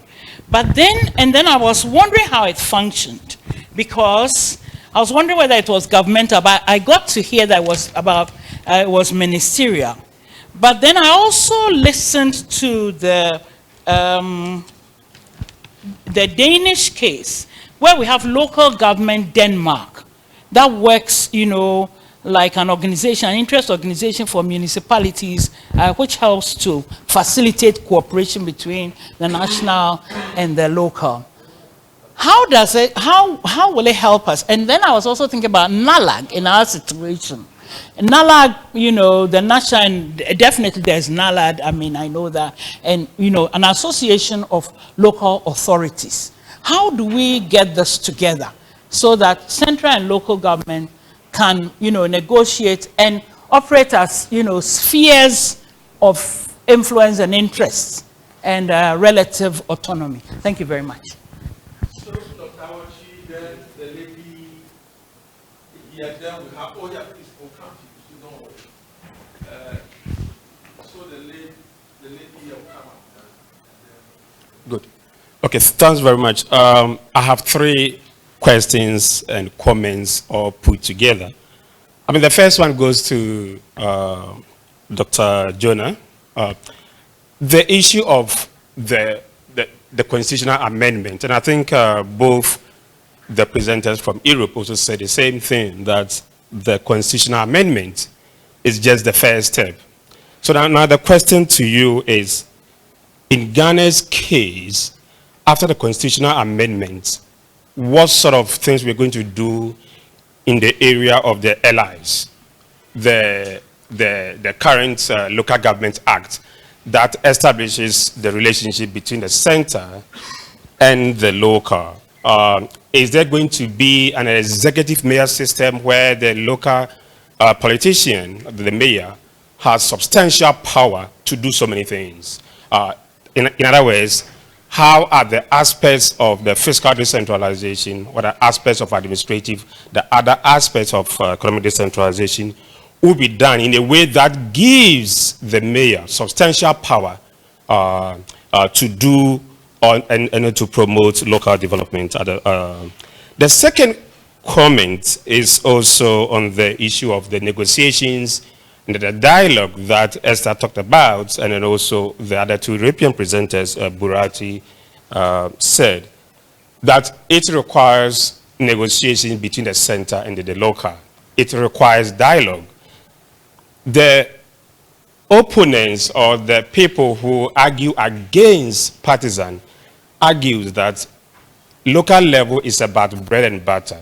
And so the reason why it is not good to have a partisan local level election is that it polarizes society. It's all the demerits that we talk about. The experience from Latin America is that any reforms towards deepening local national relationship has in most cases been supported heavily by the subnationals, the districts, the local levels. And so in our case, and in many African cases, you see decentralization is a top-down. All the changes, all the reforms that we've seen in Africa has always been generated from the top. And given that decentralization is a zero-sum game, where when the central government politicians takes action, it does it in a way that benefits them. So the local government becomes a very weak system. And that leads to re-centralization. The question is, the amendment of this law, would it lead to a situation where the locals now begin to take power and fight for changes in all the other aspects? What are your opinion on this? Now, the third comment has to do with the argument or the proposition that we may think about a proportional representation. In a situation where in many countries women participation is very low, the participation of the youth is also very low. Are we thinking about having a situation where we elect the councillors or the assemblymen and women in the same way as we elect the mayors? So in that case, if you go by the trend, then we may have a situation where women will still continue to play very low or very small role, and then the youth. But if we don't do that, are we going to have a situation where we go proportional representation? In other words, the councillors or the assemblymen will be appointed by the mayor or the party. In other words, are we not circumventing also the will of the people? Because the people do not elect the councillors when they are, we go the proportional representation. What are the consequences of having this structure where the center elects, the people, the people elect the governor or the mayor, and yet they cannot elect the councillors in the area of proportional representation? I think I have other comments, but maybe I will take these three and then come back later.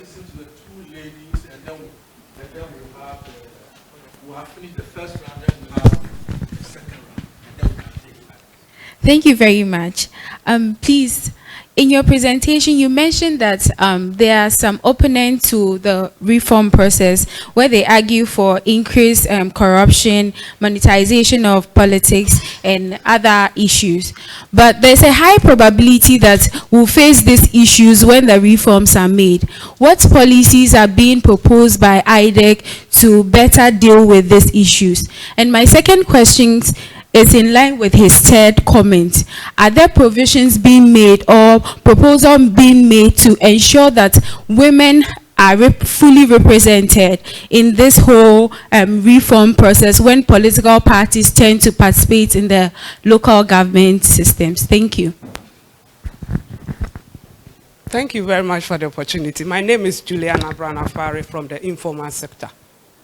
My issue is talking about informal sector. We are almost 88–89% in this economy.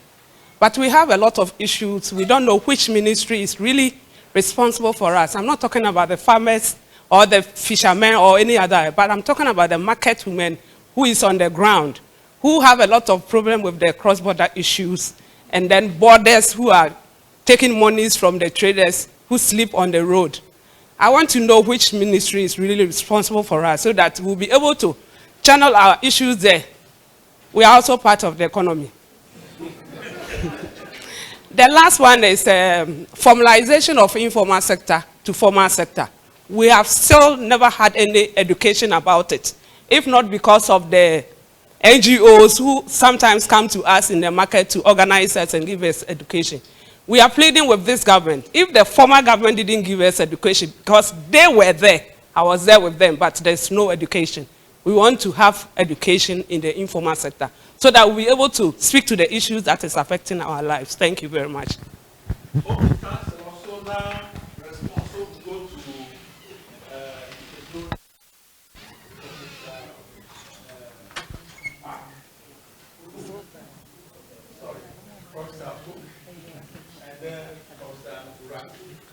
The mic, where's the mic? It's only one mic today. Where is the other one? Thank you so much, Prof. I think I don't think all the quite a few questions were directed at me. Mr. Ameka, I think your question is about shaping the political will of the people, and your suggestion is that the government does not allow political parties to. I haven't seen any government trying to stop any political party from shaping the political will of the people. As a matter of fact, anytime you go into the field to campaign, you are shaping the political will of the people.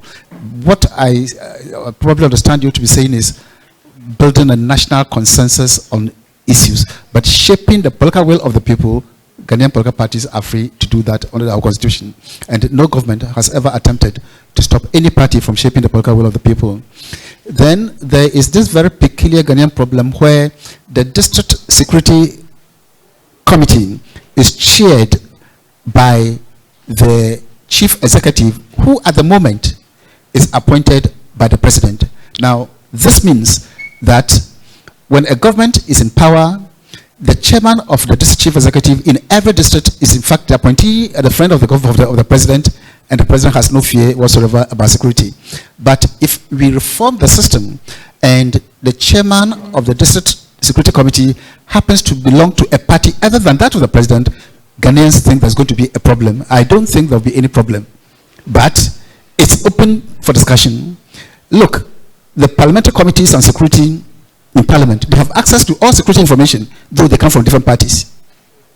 But somehow people fear that if you have a chief executive in a district who belongs to a party other than that of the president, then the security of the district or the country is going to be endangered.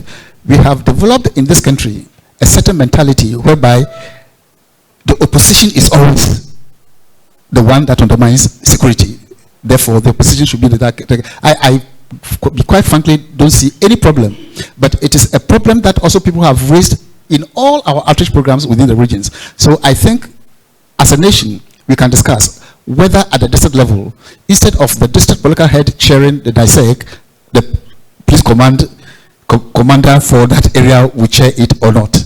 We can discuss it, but it will look very odd at the national level. An elected officer chairs the National Security Council, at the regional level, and a political appointee chairs, and then at the district level, some police professional. To look very, very, very strange. But you can debate it as a nation and see the best way forward. And then, Madam, I hope that one day I also move into the informal sector when I retire. But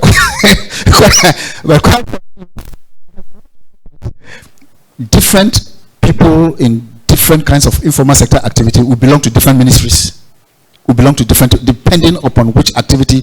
If you are a trader, you come under the different ministry. If you are industry, you come under the industry or National Board for Small Scale Industries. It depends upon what you are doing in the informal sector. And then, Antesta, your question,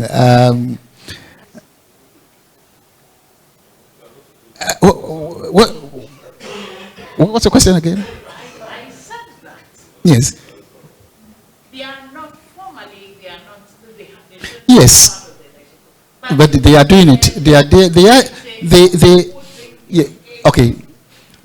I agree with you, Antesta, that even though district level elections are closed to political parties, indirectly they are infiltrated and so on and so forth. But what we seek to do, opening this particular level of elections to the political parties, is very different from secretly and clandestinely involving yourself. This is going to be an open activity, and so tactics and methods that you used in those days when you're prohibited will be very different. So they will definitely have to unlearn by themselves the practices of the past before they can participate effectively in this new reform. So they will have to unlearn themselves. Then, Dr. Awachi, I think you asked 5 questions, not one. Yes, when we have carried out the reforms, well, many other changes will have to take place. Take, just for example, there's this provision in the Constitution which says that the district chief executive is the chief representative of the central government in the district. When we have elected our own district chief executive, he cannot be the chief representative of the central government then take the other provision which says that the president can revoke the appointment of the district chief executive. When we have elected our district chief executive, we cannot leave in the hands of the president the power to dismiss him again. So many changes will have to take place. Now, it's not just constitutional and legal changes. Act 936, some parts of it will have to go. But more importantly, how do you elect a district chief executive and give him some small amount of money to do development? He cannot do any development. She cannot do any development. Or how do you elect a district chief executive when 50% of the money that the district is entitled to is being used to procure goods and services at the national level for them? You cannot. So many things will have to change if this system is to be effective. And the practice whereby you procure sanitation services for districts, even when the sanitation service is not being carried out, they're paying. Many of these things will have to change, in my opinion. The proportional representation system and the underrepresentation of women, PWDs, the youth, and other minority groups in the district, I think it's a matter of very grave concern to us. And so one of the things that we are advocating is that the 30% of government appointees should be abolished under this reform, should be abolished. The 30% should then be set aside exclusively for women and maybe other minority groups. Now, we call this the mixed member proportional representation. This means at the district level, there will be 2 sets of electoral systems. The 30% will go under and the 70% will be under the first past the post system. Now, women can for the 30% will for them, but in fact, the same woman can file here and file there. The same person, the same woman can file. If you get elected on the first past the post system, you will lose your place on the proportional representation list, and then the next person will be considered. So we have been advocating what we call the mixed member proportional representation system at the local level if these reforms are to be effective. Unfortunately, I think we have not shouted loud enough, and therefore we have not been heard in the right quarters. The opponents, those who oppose the reform process and the arguments they have been making, I think they are genuine concerns. Unfortunately, I do not know of any single reform that can solve all the problems in the world. You cannot just introduce one reform, the local government system, with a view to solving all the problems in Ghana. We are carrying out this reform to enhance participation, to enhance accountability, to enhance inclusiveness. But when people begin to say that, oh, there's corruption in Ghana, therefore there'll be corruption in this, don't, you shouldn't look at it. I simply don't understand. Moreover, when we widen democracy, then you have a better opportunity to deal with the problems of corruption and so on and so forth. Let us not say that there's corruption, so we shouldn't reform the system. Then finally,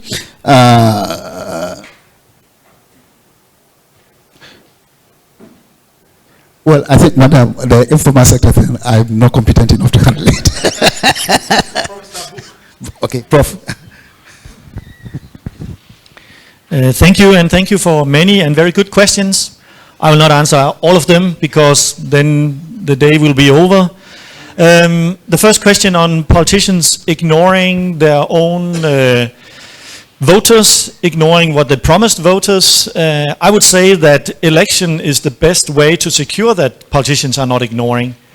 If you are appointed by the president, as it is today, as chief executive, your loyalty is to the president. If you want to be reappointed, then you have to be loyal to the president.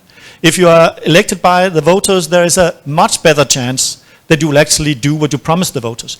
There is no certainty here, because we also sometimes see politicians promising this, promising that, and then they are not doing it. But anyway, then the voters has the chance of removing them at the next election. So I think actually elections is the best way to force politicians to do what they promise.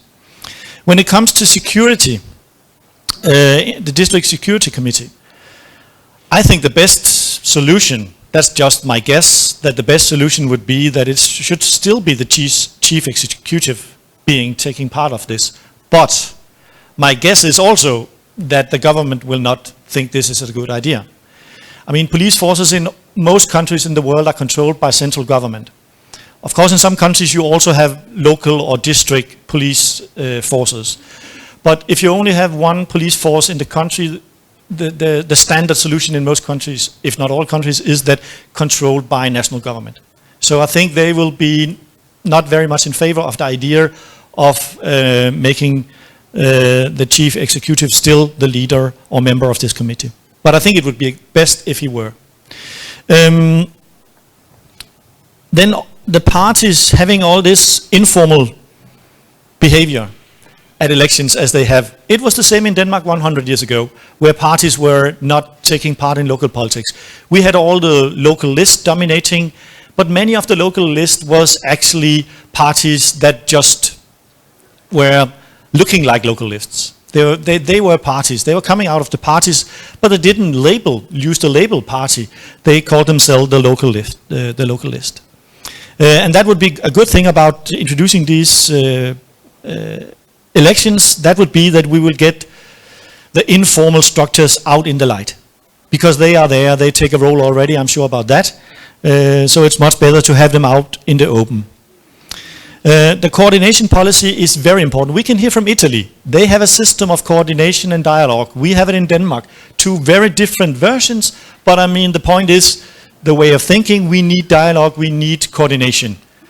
I'm not sure what would be the best for Ghana, but I'm very sure that you need a forum or a system for dialogue between local and national governments.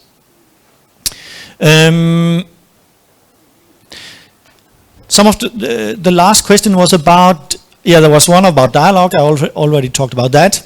Then there was this comment that local politics about bread and butter. And that's also what will make sure that politicians will actually try to do their best to give bread and butter, to give good solutions to the local voters. But of course, they need resources. And then we are back to the question of dialogue. We are back to the question about working together with central government, because local government will not have many resources by themselves. When it comes to women, when it comes to other groups in society that are not taking part in politics, the young, also it is exactly the same situation in Denmark. I'm sure it's the same situation in Italy. It's the same situation in most countries in Europe. Actually all countries in Europe. When I started as a researcher, actually when I was a student in 1989, I made a small study on the local election in 1989. At that time, 26% of local politicians were women. At the latest election in 2017, the percentage was 33. So from 26 to 33% women in 30 years. It really is a slow process. Apart from the fact that in some parties, they have equality today. Because within the parties, they have decided quotas, they have decided we will not wait. And then you can actually change it from one election to the next. It is not something done by government, it is done by the parties who themselves decide we will no longer face the situation of women not taking part, and then they make quotas, and then you actually could get 40 to 50% women actually elected. Because still voters tend also to prefer men to women, even in Denmark. So quotas is a good solution, otherwise you have to be ready to wait for decades for change to come. It really requires something drastically to happen if you want to change this system. When it comes to the young people, I must say I don't really believe that it's possible to get young people involved in politics. Simply because young people are occupied with other stuff. They are trying to find a job. They are trying to study. They are trying to create a family, to build a career, etc. And we see that in Denmark, that when you're young, you're not voting a lot.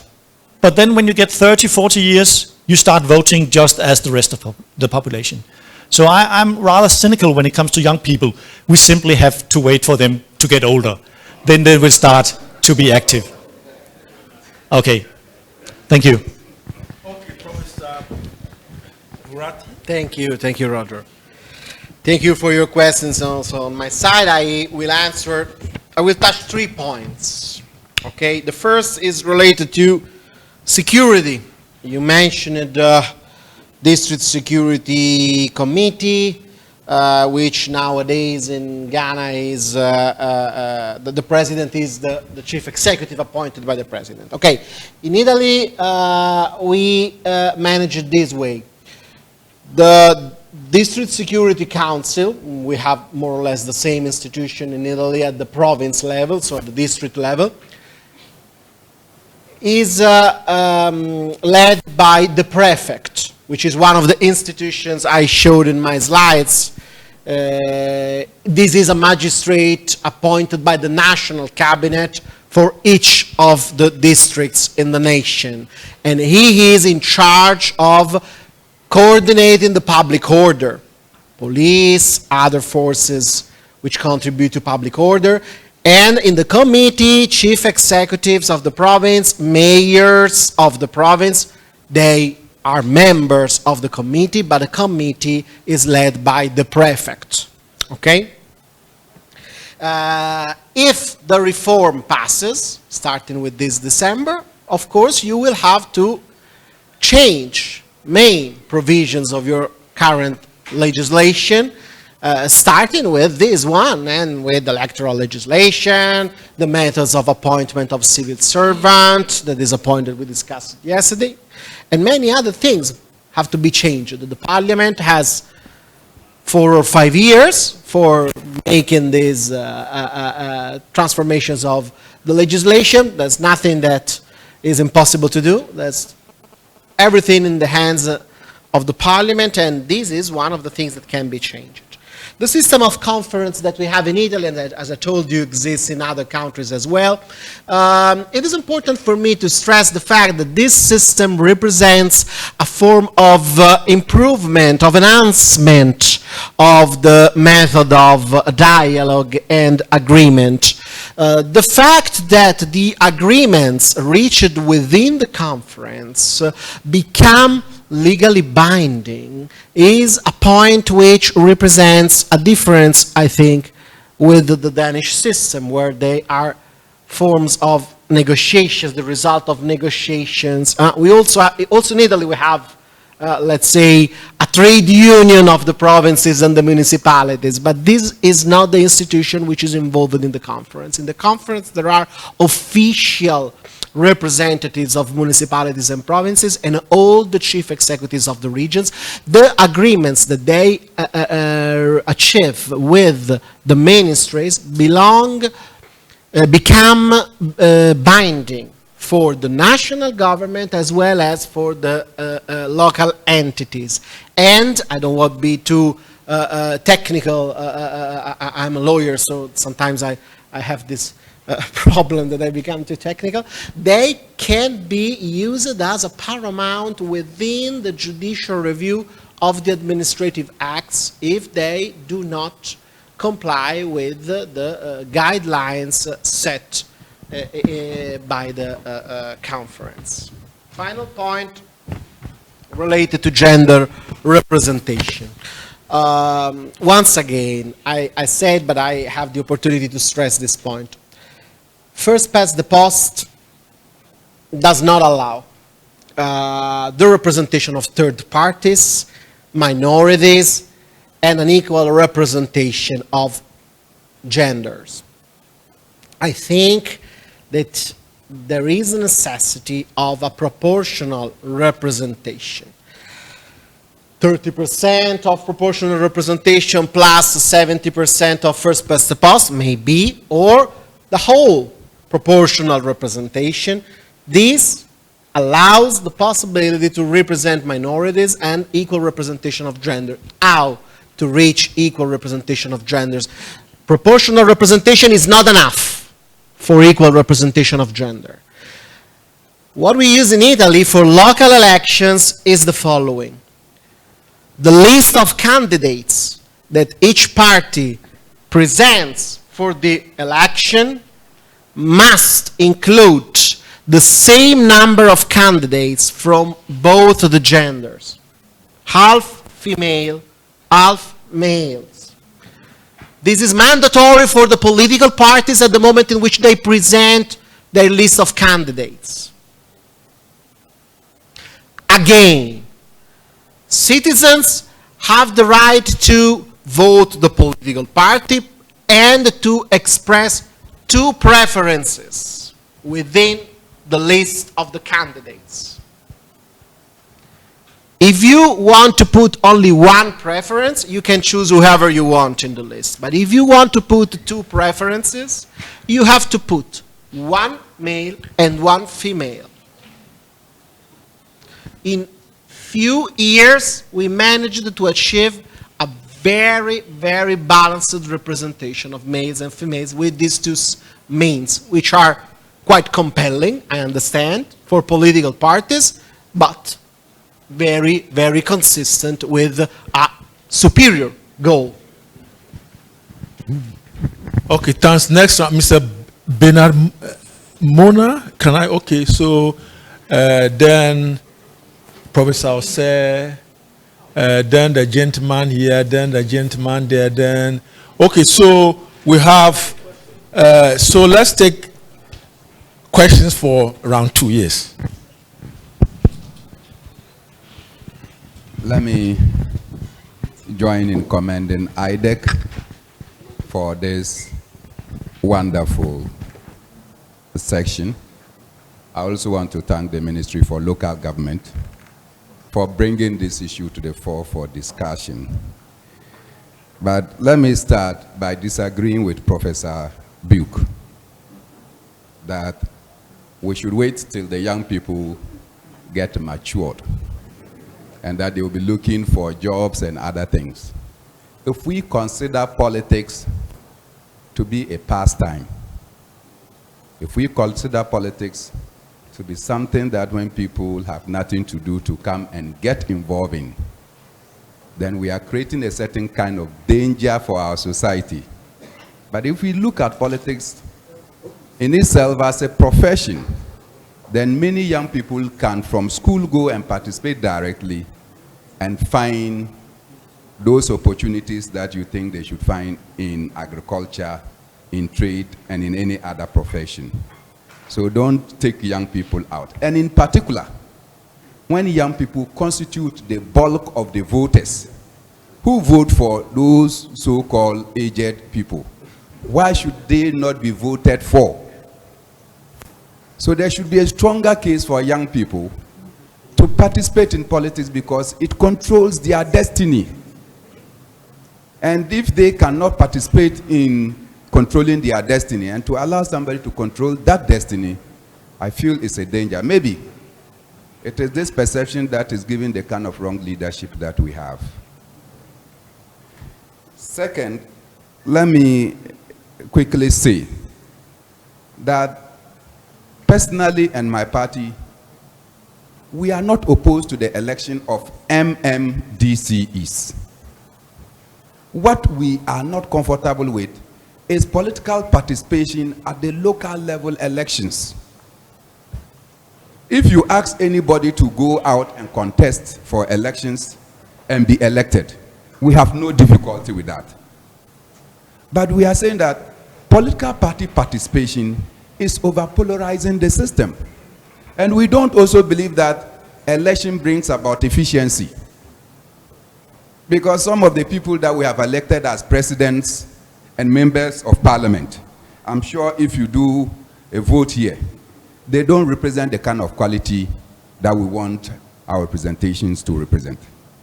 And so elections does not bring about efficiency, just as appointments cannot also be said to be an avenue for efficiency. So electing MMDCs is not something that we should be worried about. In fact, the Ministry of Local Government can send a bill to Parliament. The President can say, from henceforth, we are not going to appoint the district chief executives, we are going to elect them, because it's not an entrenched provision in our constitution.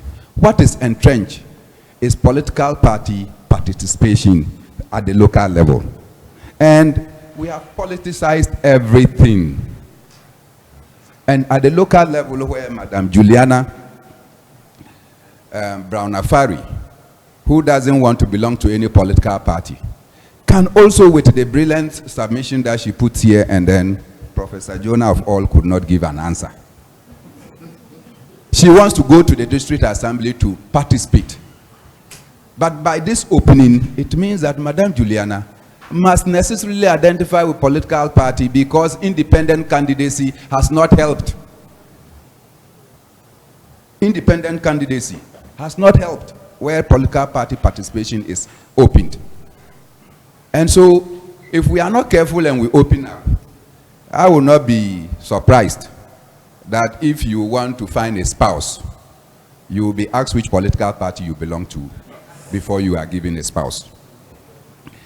The other fear that I just wanted to express, Professor Jonah, you tried to propose a solution to the issue of the DISEC chairperson, and you are saying that the police commander, but the police commander, that's a proposal, could be the head of the DISEC, but the police commander also serves under a command, and that command is headed by the Inspector General of Police, which Inspector General of Police is appointed by Mr. President.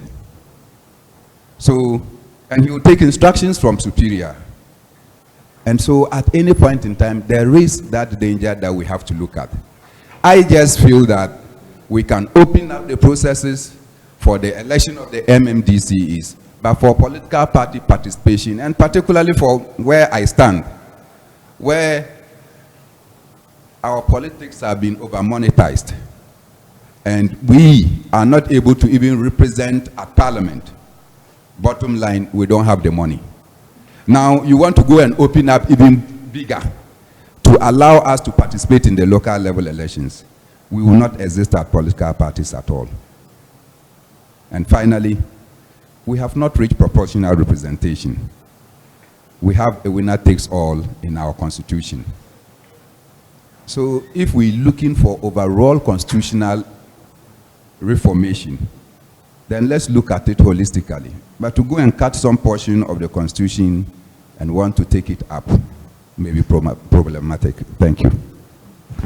Okay, I recognize the lady here. You want to come back again? Yes, I beg to differ on Prof's point with regards to young people's representation in leadership and politics. Young people are actually willing to participate in politics and leadership, but we are limited by societal constructs where they think that we are too young to participate in politics. And this whole thing brings about an issue where our potentials are not being tapped into by society. Young people with young people participating in leadership and politics, they will be able to better articulate or bring out the views of their fellow young people so that our issues can be listened to in leadership and politics. When we look at the example of Nigeria, we take the case of Nigeria, young people were sidelined in terms of politics and leadership. But when they advocated for the not too young to run bill by Yaiga, you can see that a lot of young people are now in leadership and in politics. And very soon we are expecting that they will achieve great strides. So if we are saying that young people are getting so busy to marry and then to look for a job, I think it's so out of line. Thank you. Yes, okay, yeah. Thank you. I think the minority parties, we are very grateful for IDEC charting our course. And please identify yourself. I'm Margaret Safo from the Liberal Party of Ghana. We are very grateful to IDEC because I think they've been thinking about the minority parties and they want us to be included in all the decisions that we take in Ghana here. First, I want to tell the minority parties that when we talk about women participation, women should give themselves up for elections. We don't have to let the men, appoint us to go. We should bring ourselves out for elections. And if we do that, I think we'll have equal representation, on all fronts. If 52% of women in Ghana put the president there, gave him power, then we can also have power on our own. And I think when it comes to multi-party participation in local governance, like my brother Mr. Muna said, there is, we have involved politics and money, in all aspects of our lives. When it comes to even parliamentary candidates, the president wins and he wants to have the majority in parliament, so they will do everything for the party to have a majority representation in parliament. And it trickles down, even now that they are saying that we are going to have a referendum and then MDCs are going to be elected. It is going down there. The majority, the main political parties, that's NDC, NPP, they will influence people with money and make sure that once their president is, they have a president, it means it should correspond with the MCs and NDCs. So it's going down there. So I want to find out if IDEC has any proposal or they have any guidelines to guide us when it comes to the voting of the MCs and then the DCs. Thank you. Okay, so so let's go to the Deputy Minister. Oh yeah. Okay, so after Deputy Minister, I'll go to the speak last. Well, sorry. Thank you. I may have to leave before we close. I've had the opportunity of listening to our distinguished speakers since yesterday. And there's a lot that we need to learn from what they've submitted to us, especially the language and the concept. Where we are talking about power sharing, they are saying separation of powers. I think that is what we need to be emphasizing on. And then informal institutions. And then local democracy. Instead of partisan elections. I think some of these expressions would tend to let people appreciate more why we should have such elections and why democracy should go to the local level. Now, my friend Bernard Mona, he's always been my friend. In fact, my younger friend, because I've seen him growing. From youth organizer to general secretary, he's now chairman, and he's still growing. He has every right not to be too comfortable with local democracy and separation of powers. But some misconceptions should be addressed. For instance, if you talk about proportional representation, it's not entrenched in the Constitution. If you look at our Constitution under Article 50, where you get the concept of first past the post, that article is not entrenched. So it's something that can be looked at when it comes to amending the District Elections Act. That's one aspect of it. The other aspect is where the impression is created that if you allow local democracy where political parties are involved, then because of money and funding, these two parties will dominate. Well, the alternative is to ask the president to appoint everybody. So where we have, let's say, duopoly at the center, as at now, NDC, MPP, when you go to the local level, it's the president who is appointing everybody, and you are descending to monopoly. And I don't think such a system is better than what we are proposing. So we may have to look at it from that angle and not to create the impression that you say we should go and vote for chief executive at the local level, allow parties to participate. And if you do that, money will be used to grab all the positions, and we, the smaller parties, will be left ajar more or less. We should look at the other aspect of how we also grow our parties at the local level. If we become leaders of parties at the national level, party chairman, party general secretary, but we don't make the effort for these parties to grow at the local level. Obviously, you always complain that parties are dominating. In my district and the constituency of Kapim South, MPP office is just opposite PNC office. Since elections 2016 were over, PNC office has not opened.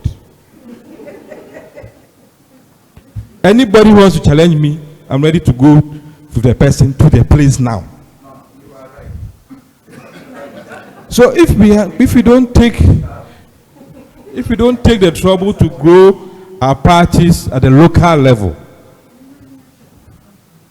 and always think that money is everything, even when it comes to proportional representation, we may not be represented. So let's, as political parties, also make the effort to grow our parties, no matter how small they are. Because nobody is saying that even when it comes to general elections, you should field 275 candidates.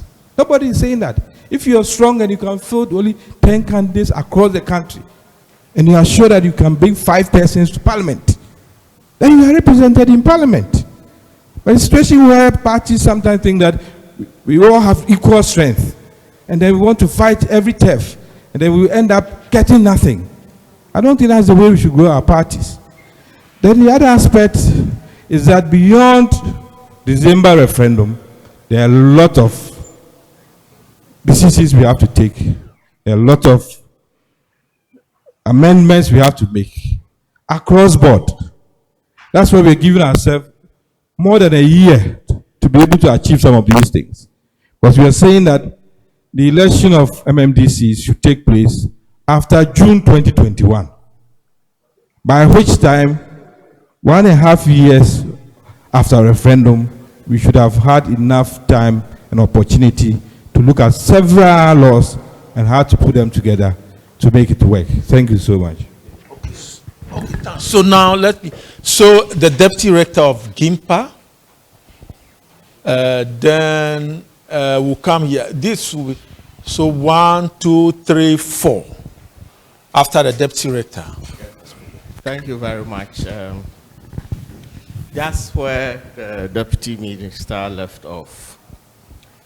He has hinted on the need for a new political settlement, and especially one that allows Parliament to obey and respect their own laws to do with the sharing of the District Assembly's common fund.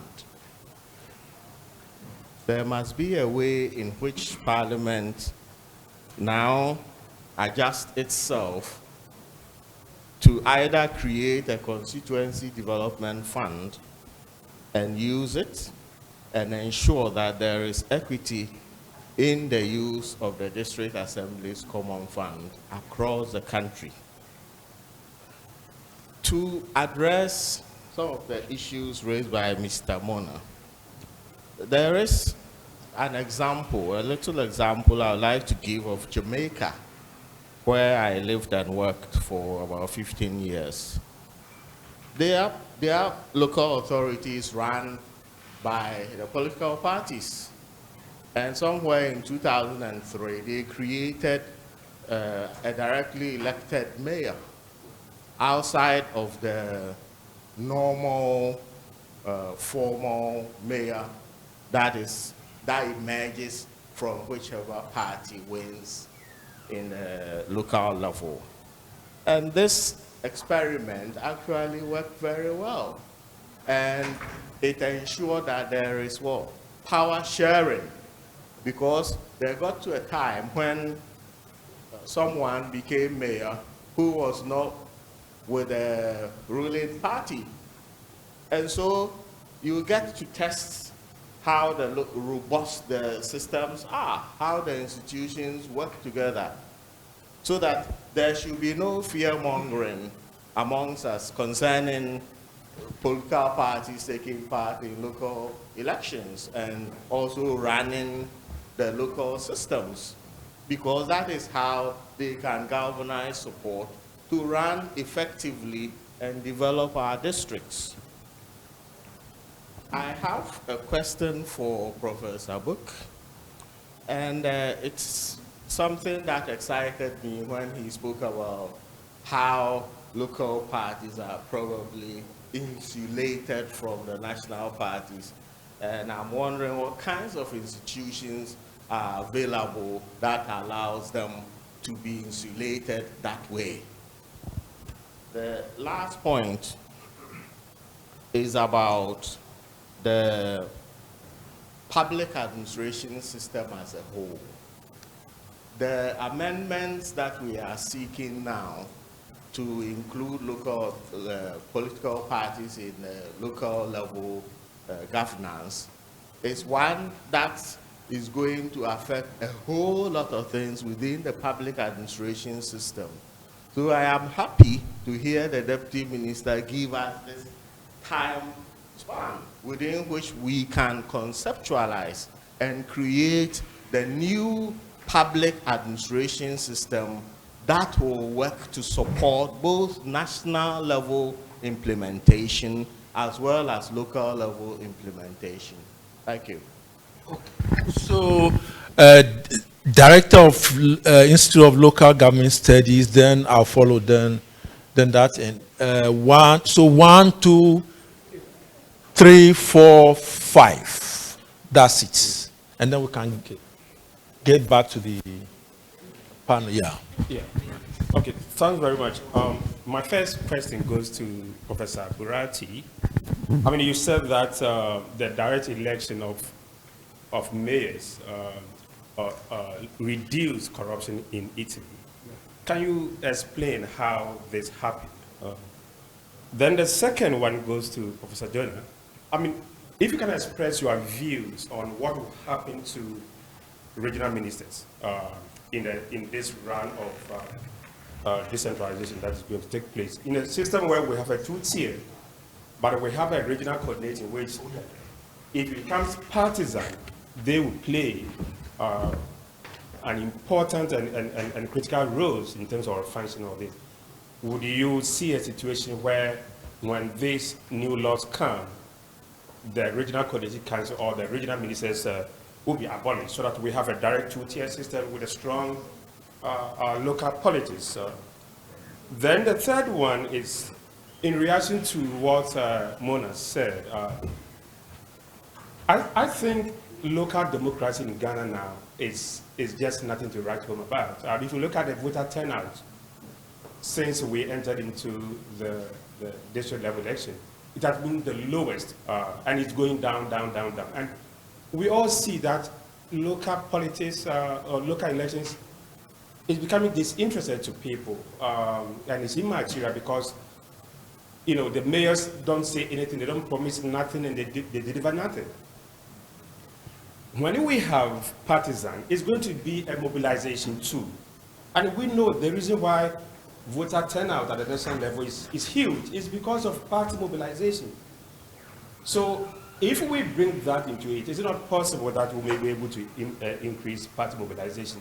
The other one is what the deputy said, the issue of political settlement. And I think that everywhere where there had been this partisan, you see the negotiation. And what I think that is going to happen is a negotiated political settlement that is likely to take place, that will, promote local development, than having a non-partisan that there's no negotiation and that it will continue with this polarization. So I think that the benefit, and I think it's a reaction, the benefit of having a partisan far outweigh the present situation, and we need to give it a real understanding. And sorry to say this, can we think about an incremental process or experimental one, like what happens in other countries, where the big cities, like in Mozambique, when they started their devolution, they started with the big cities, the municipalities, the metropolitans, having able to elect their system. And gradually, they learn lessons and it increases all the districts. You also have a situation where in the big cities, where they elect the mayors, and then in others, they have a weak system or a weak mayor system. Can we think about different versions of this in our own context? Yeah. So I want to continue from where the director ended. But had to do with apathy in the local government elections. Over the years, we can see that elections at the local level is very low. And then since we need numbers to pass the December 10th referendum, how are you going to get people to vote so that you'll be able to secure that majority votes for that decision that you want to go by? And then if Dr. Book can share experience from Denmark, you said that at the local level elections, you had about 75% of the voter turnout. So I just want to find out, how can we adopt and maybe adapt what your country is doing so that we can also maybe replicate it in our coming referendum? Thank you. I think Dr. Sorry. My name is George Sapo. Yes. Prof. Book, your comment on youth has received adequate consideration. But I still feel I need to make a small comment on it. And by way of confession, I'm one of a number of people who have been working silently and even secretly to put more young people into politics in Ghana. And Bernard Mona has agreed that at least I can reveal that he is one of our products in that project. I mean it. I mean it. With all seriousness. And there are a few more, and it is a project that we believe in very strongly. Prof, why? I started off as a student leader in the difficult periods of Ghana. My observation is that, at least with regards to men in Ghana, the older we grow, the more practical we become, the more realistic we become, and the more cynical we become. And that will require a certain degree of the idealism of the youth to balance out the mix of society in order to go forward. So I strongly believe that in addition to all that they have said, we still need to encourage more young people in politics. My comment with regard to the election issue, and again a little confession that I've been involved in the local governance reforms considerably, including lastly being a member of the group of experts that drafted Act 936. My observation is that our discussions over the election of DCs has become a binary discussion. Those of us who support it, those who are apprehensive about it, and those of us who support it tend to be overly optimistic in our communication. It appears to me that the reality lies somewhere in the middle. I strongly believe that the election will be very beneficial to our society. But we also need to admit the truth and the reality about some of the apprehensions they are expressing. And it appears to me once again that the only way we can sustainably go forward would be to adopt this approach. Just a small example, Dr. Jonah. Bernard's concern about district security arrangements and all, we can give you too many examples about the degree of suspicion that exists between security forces and political appointees. And why, if the security leaders at the district level do not believe that the person who heads the district is friendly to the president, they can really release information to them. We shouldn't play these issues down. But they should not hold us back from proceeding with the election, because there are bigger advantages to be gained there. And I really want to conclude by saying, it appears to me that we need to adopt a more realistic communications approach by admitting the concerns that they are expressing as we move forward. Thank you very much. Dr. Siama, please, let's move. So 1, 2, 3, that will be the end. Okay, thank you very much. The whole idea of politics is about the struggle for power, the use of power, and maintenance of power. So I believe that if we want to introduce multi-party elections in MMDA elections, it's a step in the right direction. This is because when the DCs, or let me say MMDCs, when they get elected, now they may want to maintain power. In order to maintain your power, you need to demonstrate that you have performed very well. And so during elections, that is where people are going to sell their message that when I'm voted, these are my policy options. Then people will come with what? Counter alternatives. So if you are elected based on these proposals, then we expect you to really deliver. And it is going to bring about transparency and accountability, because you want to maintain your power. And so that is one aspect. Then Dr. Wapche mentioned bread and butter. Yes. So the whole idea of decentralization in the Ghanaian context was to ensure or to enhance participatory democracy on the first hand, and also to enhance service delivery. If we bring these reforms, these two main objectives are going to be properly achieved. Because if political parties come on board, they will be the drivers. They are going to ensure interest articulation and aggregation at the local level. They are going to mobilize people. In my unfilled thesis, I looked at why there's lower voter turnout in the district level election. And because there are no drivers, there are no political parties to bring the people on board, no interest articulation and aggregation, so there is high apathy. In the early levels of 1988, when this local governance was introduced, you see that there was higher expectation, there was higher turnout. But over the years, the turnout is is rather dwindling, which suggests that we need to bring the key drivers, which are the political parties. Now the door has been shut to them. If we open up, they are going to mobilize, and then we are going to get more turnout. Then enhancing service delivery. The idea of local economic development. Now, if we have a system where each MMDA has their own elected heads, they are going to ensure that they also live up to expectation, and the idea of local economic development is going to be achieved.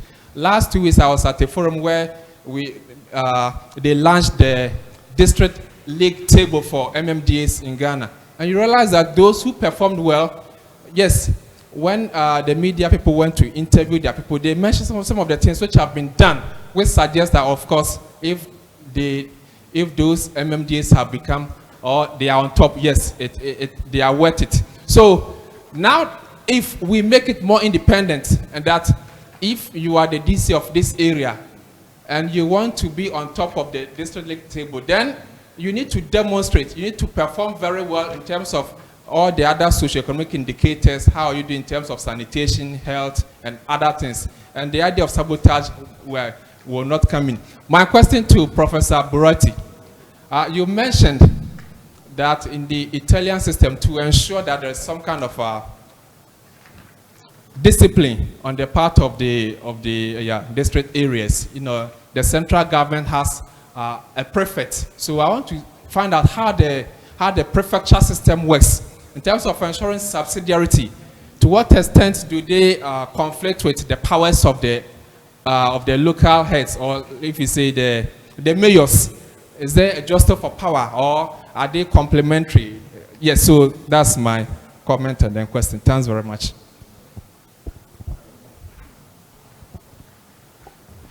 Thank you very much. My name is Musa Lansa. I'm a media practitioner, but I'm the aide to the PNC national chairman. One thing I have observed about this country is that when there's a serious issue like this to be discussed, people who are supposed to make it easier for the local people to understand try to become cynical and also try to oversimplify issues. I felt hurt, not to disrespect the deputy minister, when he tried to simplify the concerns raised by the PNC national chairman. I have spent 10 years of my practice in very remote areas of the country, and one thing I've observed is that when it comes to national issues, people in the rural areas hardly get to hear them until it's maybe last minute, then we start rushing them. When we talk of the low turnout in district level elections, and we are saying it's because actors like the political parties are not involved, I beg to differ. We have organizations who are supposed to make sure that people get to understand why they even vote. And if when we started the local level elections, people were eager to come out to vote, and after some time they are not interested, the issue is not because political parties are not involved. It's because the people they have been voting for as assembly members, unit committee members, and so on, are not performing the roles they are supposed to perform. In my community, that is Bilinsa in the Bulsa North District, I got home and we elected an assembly member who only came home when it's time for elections. Together with my colleagues, youth from other parts of the country who had come home for some funerals and some festival activities, we spoke to the people, we met them one-on-one and told them, we don't vote for people because they should go to the assembly and just go and respond to things that we don't even understand. The next election, he was voted out. So we don't need political parties to whip up the interest of people in terms of the local level elections.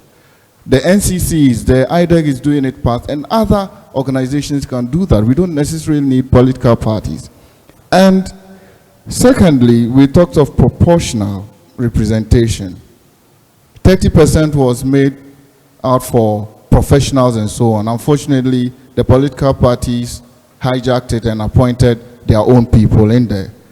Some assemblies were really through with the appointment of professionals to fill those positions.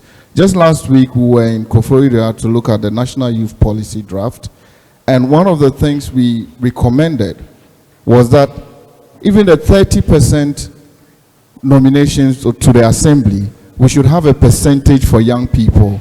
That is about 15% representing young people.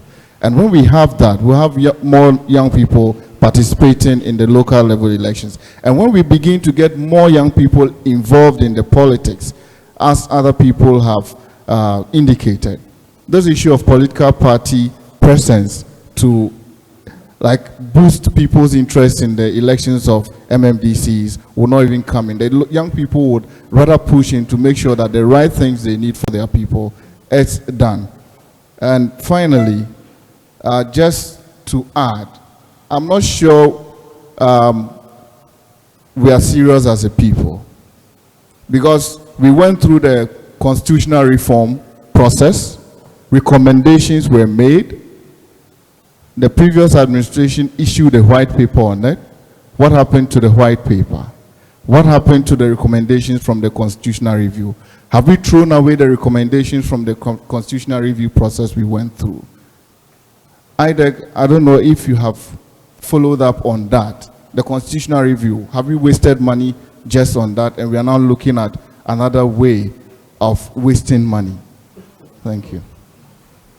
Okay, yeah, the gentleman in the middle there, then here, then last week, Dr. Ofeabo. Okay, thank you. I am Felix from Multimedia. I think so far the discussions that we've had here has revealed how imperative it is for the youth to be engaged in politics. But then the real problem here is the monetization of the electoral processes. About 5-6 years ago, when I was in the university, I contested for 2 separate elections. One was a collegiate one. Those who were voting were representatives from the various colleges and halls and others. Then the other was the college one, where every student within that college was supposed to vote. I lost both elections. And when I did my assessment after the election, I realized that one of the major issues that contributed to my loss was because I didn't have money. That is the truth. It may sound funny, but that is the truth. In that same year, around 5-6 years ago, about 5-6 years ago, a student contested for LSALC president, SLC, the Students' Representative Council. That's about 5-6 years ago. And he spent not less than 30,000 Ghana cedis. So if this is what is happening in this country, then how do we expect the youth to get themselves involved in politics? It is not that they haven't harbored the interest, but then where are the means? And the few that find themselves there, it is these so-called big men who are behind them and are pushing them. This particular student I'm telling you about, there was a particular political party that was pushing him. That was how come he was able to get that kind of money, to lavish around, and at the end of the day, he even lost. So one thing we have to address as a nation. I'm very happy that one of the people I was doing all these politics with is here, General Mankwa. You see, one thing that we have to address as a nation is the monetization of politics. Now we have MPs, we have legislators. They come, they promise. Even though when they come, they don't tell the constituents their main responsibilities as codified in the constitution, because they know that if they go strictly by that, they are not going to get even 5 votes. So they come, they promise, tell a lot of, they lie. I won't mince words about it. They come and lie, and at the end of the day, they don't deliver. Because of the democracy we are practicing, if in the next election we have 5,000 constituents in a particular area, and only 500 of them decide to vote, and that person, because it is first past the post, that person gets majority of that 500, the person has become the MP. So democracy, sometimes it is not the best for us in our part of the world. We must be frank with ourselves. That is the truth. So if we have to move on as a nation to get the youth involved, to get people with ideas and all that, the monetization of our electoral processes, we must find ways of limiting it or eradicating it, even though it cannot be, completely taken out. But then there's a way we can reduce it. Because if I spend 2 million Ghana cedis, or let me say 1 billion Ghana cedis to become an NP, there's no way when I come to power, I would want to spend my 4 years without recouping that money. No. The development that I am supposed to give to the people, that is what I'm going to channel it in a way that I will also benefit, so that I will not be at a loss. That is the reality. Yes, when the politician holds this microphone, he or she may... Please make it snappy. It's 1 o'clock already. We are taking time. we should find means and ways of reducing how our democracy is being monetized. And finally, talking about... No, this is a brief one. Talking about the proportional representation. Ghana as a whole, I think Bernard Mona spoke about it. Ghana as a whole, we have our constitution. So if we are going to make the various district and municipal assemblies proportional representation, then what happens to the real constitution that we have? Is it not going to bring some sort of conflict in our democracy? Thank you. Please make it snappy. It's 1 o'clock, Yes, and the panelists will have to respond. So please, okay. Brief, straightforward. Thank you for your presentations. When Professor Berati was delivering, he said something which I put down. It was a quote. He said, "The best way to tackle corruption is to share power." And I think when our other sorry, I couldn't get your name. Professor from Denmark was also speaking. He said there's separation of power and it has to be done vertically as well. There's the horizontal and also there's the vertical. And at this point, I would want to come from where Mr. Benamona said that if we are going to have these elections at the local levels, then we have to give room to independent parties to participate the more. And that brings my question. I want to find out from the Italian experience, do the national parties get involved at the local levels? Do they really get involved there, or they leave the local levels for the people at the local levels to participate in their own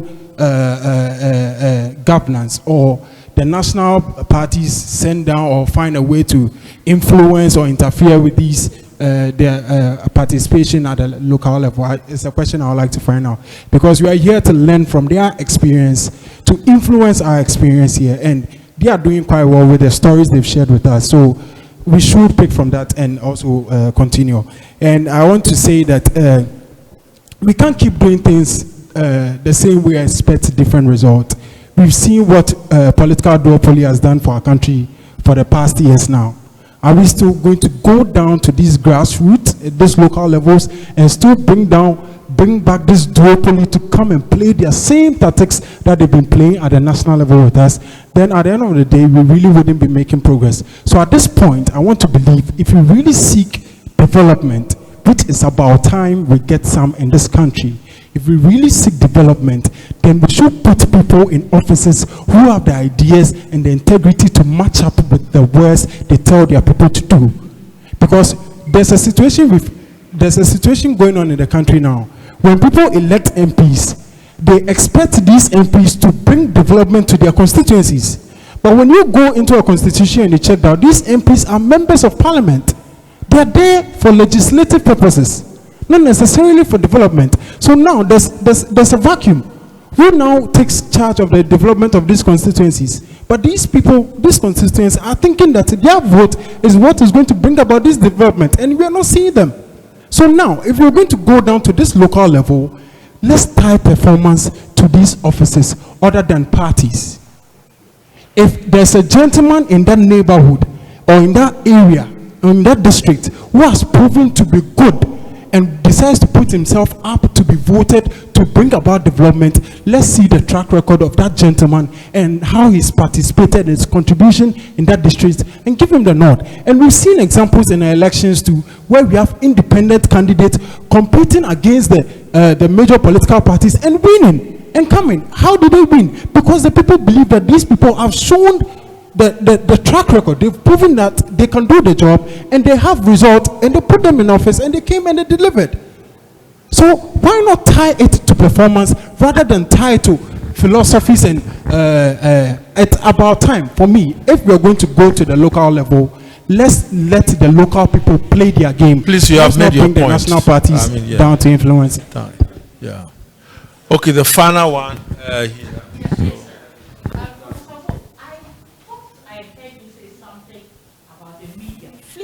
Sentence at your opening, but if you did not, where does the media feature in realizing this? Thank you very much.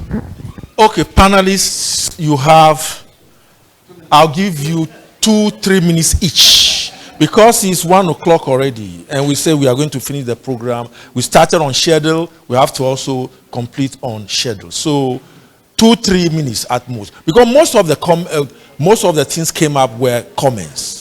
Yeah, sure. Yes. Okay, so yes. Okay, I agree with you.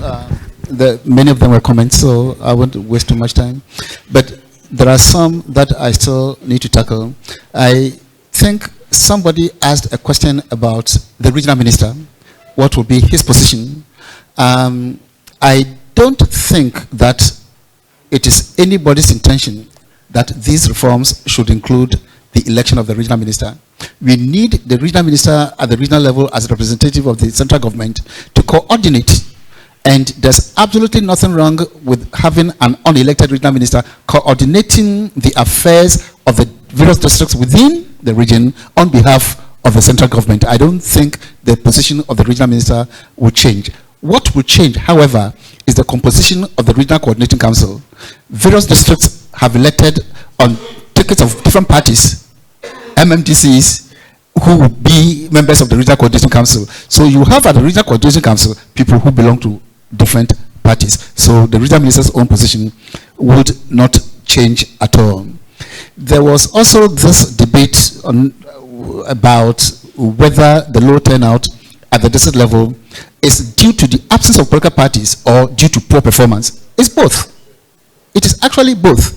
The empirical truth, which people do not know about turnout at district level elections, is that even though the average may come to sometimes 23%, 33%, if you examine the figures district by district, there are districts that clock 60% plus.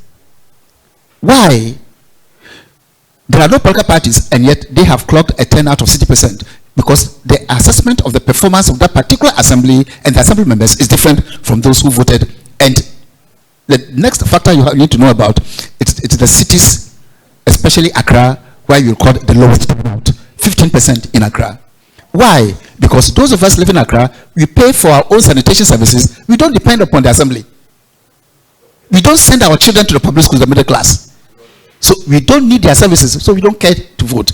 But finally, let me address the question of the duopoly at the local level.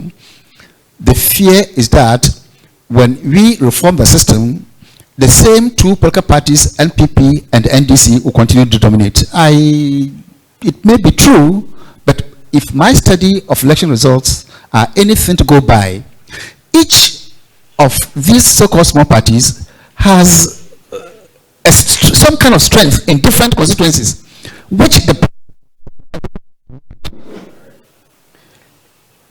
PPP, KEA, they are so very strong. The NDC candidate, Honorable Atamils, beat. If we open the system, I wouldn't be surprised if the PPP captured. But the same applies to PNC in some areas in the Upper West and so on and so forth. But the key thing to keep in mind is not parties capturing assemblies, but being able to debate, to check corruption, and to hold people to account. That is very important. It's equally important as getting, So I would like to stop here and pass on to Professor Book, who got some very difficult questions. Thank you. Thank you for the many questions and comments. It seems like I owe an excuse for young people in Ghana and in Denmark and in the world for not choosing my words correctly, because there's no doubt that I believe in young people in politics. I have 4 children myself. I would love them to go into politics. So maybe the point is that when you grow older, you get a bit of cynicalism. You become very practical. And I have to tell you that the experience in Denmark is that we have had many campaigns. We have had many efforts to get young people into politics, but they haven't worked. So that was really what I was trying to say. Not that I don't like young people in politics. That would be very good for Denmark, for Ghana, for any country to have a lot of young people, because they have other interests, they have another knowledge, they have another life experience. So of course young people in democracy is something really good. Like women, that's why I talk for having quotas to have more women in politics, because all the other stuff that we have tried have not worked. So I'm really in favor of young people in politics, but I didn't choose my word so good. Sorry about that. Some more concrete questions. There was one on how to insulate local party organizations from national party organizations.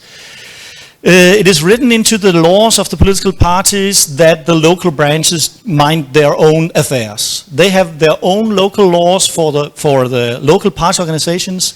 The local branch of the Social Democratic Party have their own laws. securing that they can decide who is going to run for office, what kind of policies they will make. So it's built into the party laws. It is up to the parties' own choice whether they are insulating or not, but in all parties there is this picture that the local branches are insulated from the national headquarters, except for situations when something extreme happens. If you have a politician or a mayor saying the opposite of government, going in the total other direction, then of course they will try to put pressure on him, but they have no other means than trying to pressure him, convince him to change his point of view. There was also a question on media. That's actually one of the sad stories about Danish democracy, that local media are very, very weak and are becoming more and more weak because people has stopped to buy newspapers, and the major local media historically has been newspapers. We have local radio stations, we have regional radio stations, but they are not, they are mostly into music and sports and entertainment, not into politics. So we have a big problem with newspapers in Denmark, and local newspapers are really fighting to survive. So it's a big problem for local democracy.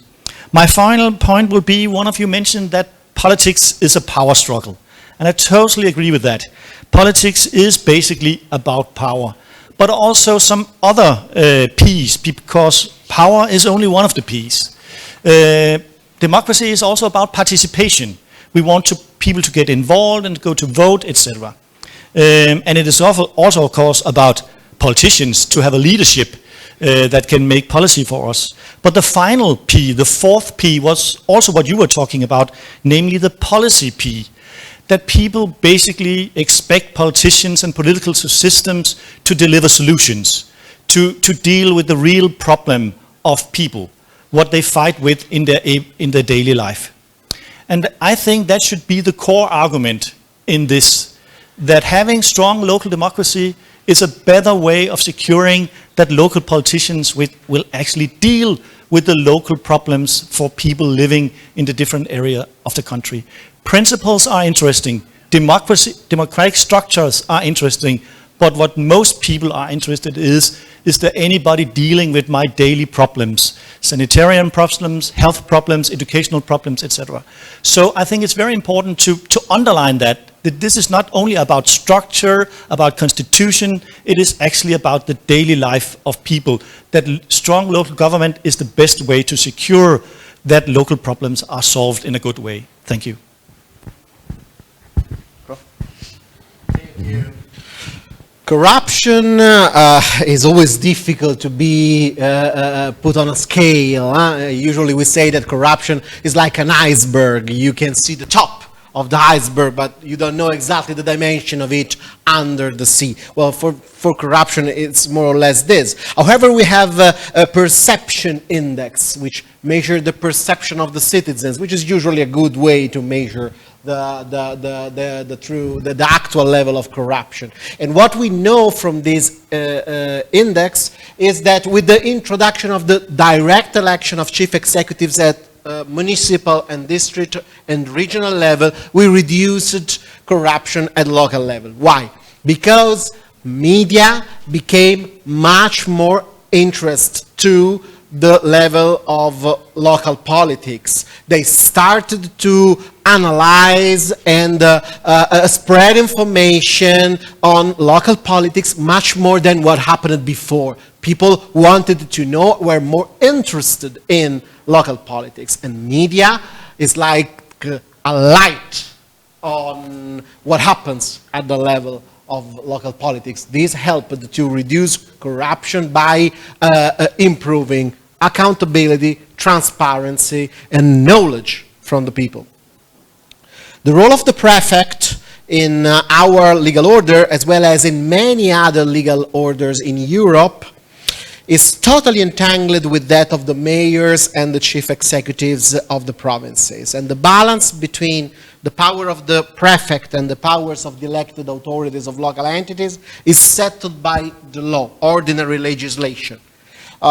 This balance is a fine balance between unity, security, homogeneity on the one side and autonomy and respect of the political will of local communities on the other side. This is a balance which is settled by the law, which is also submitted to a judicial review of legislation. Just a few days ago we had a constitutional court judgment on this point. This is up to the legislator to be settled in case you would like to introduce an institution such as the prefect in the future system of local governance, which, as I told you, is a typical feature of the European systems, which has worked very well. Sometimes there are conflicts, especially in case of emergencies, because mayors and prefects can overlap in these cases. But in cases of emergency, I mean, 4 eyes maybe are better than 2. So is an overlap that we can accept. Proportional representation is compatible or not with your constitution. Honestly, the lection that comes from comparative constitutional law is that it's always better not to have rules on electoral systems within the constitutional law, within entrenched constitutional provisions, because electoral legislation needs to be changed often, easily. However, if you have a constitutional provision which forces you to use a first-past-the-post system, my advice is just to consider the possibility to reform this constitutional provision together with, along with the many reforms that you have to undertake in case this referendum will be approved. In Italy, political parties at the local level are more or less the same at the national level.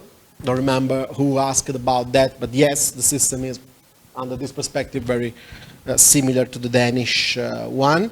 And this brings me to a last consideration, monetization of politics. Many of you raised this concern. Maybe it's the main worry that came from all of you. This is a evil. This is an evil, a terrible evil. We all are aware that politics has a cost. But at the same time, this cost must not be such that hampers the possibility of a true political participation by the citizens. I totally agree. But let me ask you, and maybe you will answer after the end of the conference, why do you think that introducing democratic multi-party competition at the local level would increase the cost of political participation and political elections? An economist would say the contrary. The more positions you have available, the lowest the price should be. But apart the election from economy, the point is that multi-party elections at the local level will represent an alternative method of recruitment of political class. A politician will start his path from the local level and then will improve, will grow up in his experience, in his standing within the political party, in front of the public opinion, reducing the economic cost of the political participation and improving the social awareness, the social acknowledgement by the public opinion on him. I'm not saying that this is going to work for sure, but I don't see reasons why you should keep a system where only one man, also the best man of the world, appoints all the other executives of the nation. Okay, thanks a lot. I think we've had a very interesting session, and I just want to bring together the issues flagged. The first one is the negative perception about political parties in Ghana. And how can we deal with this negative perception? One, the political parties themselves should know that the trust between them and citizens, that trust has broken down. So how do you build that trust? So they themselves will have to reform themselves. That's one. The other one is state regulation. So we need to ensure that the rules work, political parties are brought to order, and then, of course, the whole issue of campaign finance must be looked at. As far as I know, there is no regulation on campaign finance. We need to have a regulation about that. And then, of course, the regulator itself is too busy with demarcation of boundaries, too busy with internal elections, etc. Do we need another institution to regulate political parties apart from the EC itself? So we need to look at the institutions which will deal with. So reformation of political parties themselves and state regulation of political parties.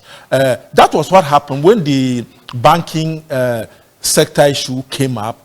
The regulator had to deal with the banks.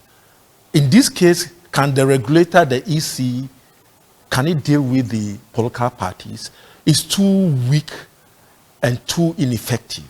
Maybe because of the mandate. So we need also to look at the mandate of the EC in terms of regulating political parties. So negative, perception, we need to deal with that. The second issue which we should also be looking at is that if you want the parties to participate in decentralized local governance, then of course we also need to institutionalize decentralized local governance. And by institutionalization, we are looking at one, the formal structures. What are the structures? We are interested in the structures, but we are not interested in the norms, the values, the ethos, etc., etc. We need both the hardware and the software.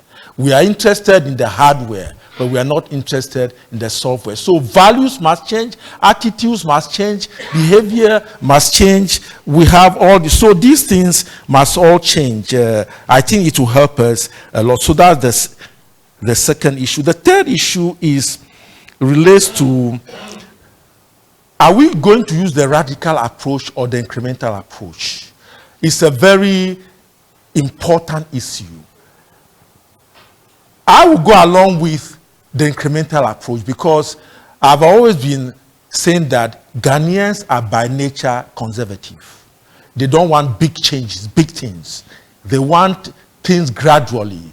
They want to learn gradually. So I think that in looking at the reform, and so that will also enable, if you go incremental, we should also look at, are we looking at the other side?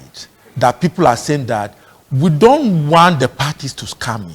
We should also be having a stronger justification to counteract what they are saying. Because the point is that Ghana is divided into two camps about the debate. Ghana is not ready, and Ghana is ready. How can we bring together these two arguments so that we move forward? I think it's something, so it's about strategy. How do we develop a viable strategy to get a yes vote? Because whether we like it or not, the 40-75 thing may be risky. And so how do we deal with that? We need to also develop an appropriate strategy. Maybe change the message, change whatever we are looking at, and see how best to deal with the issues.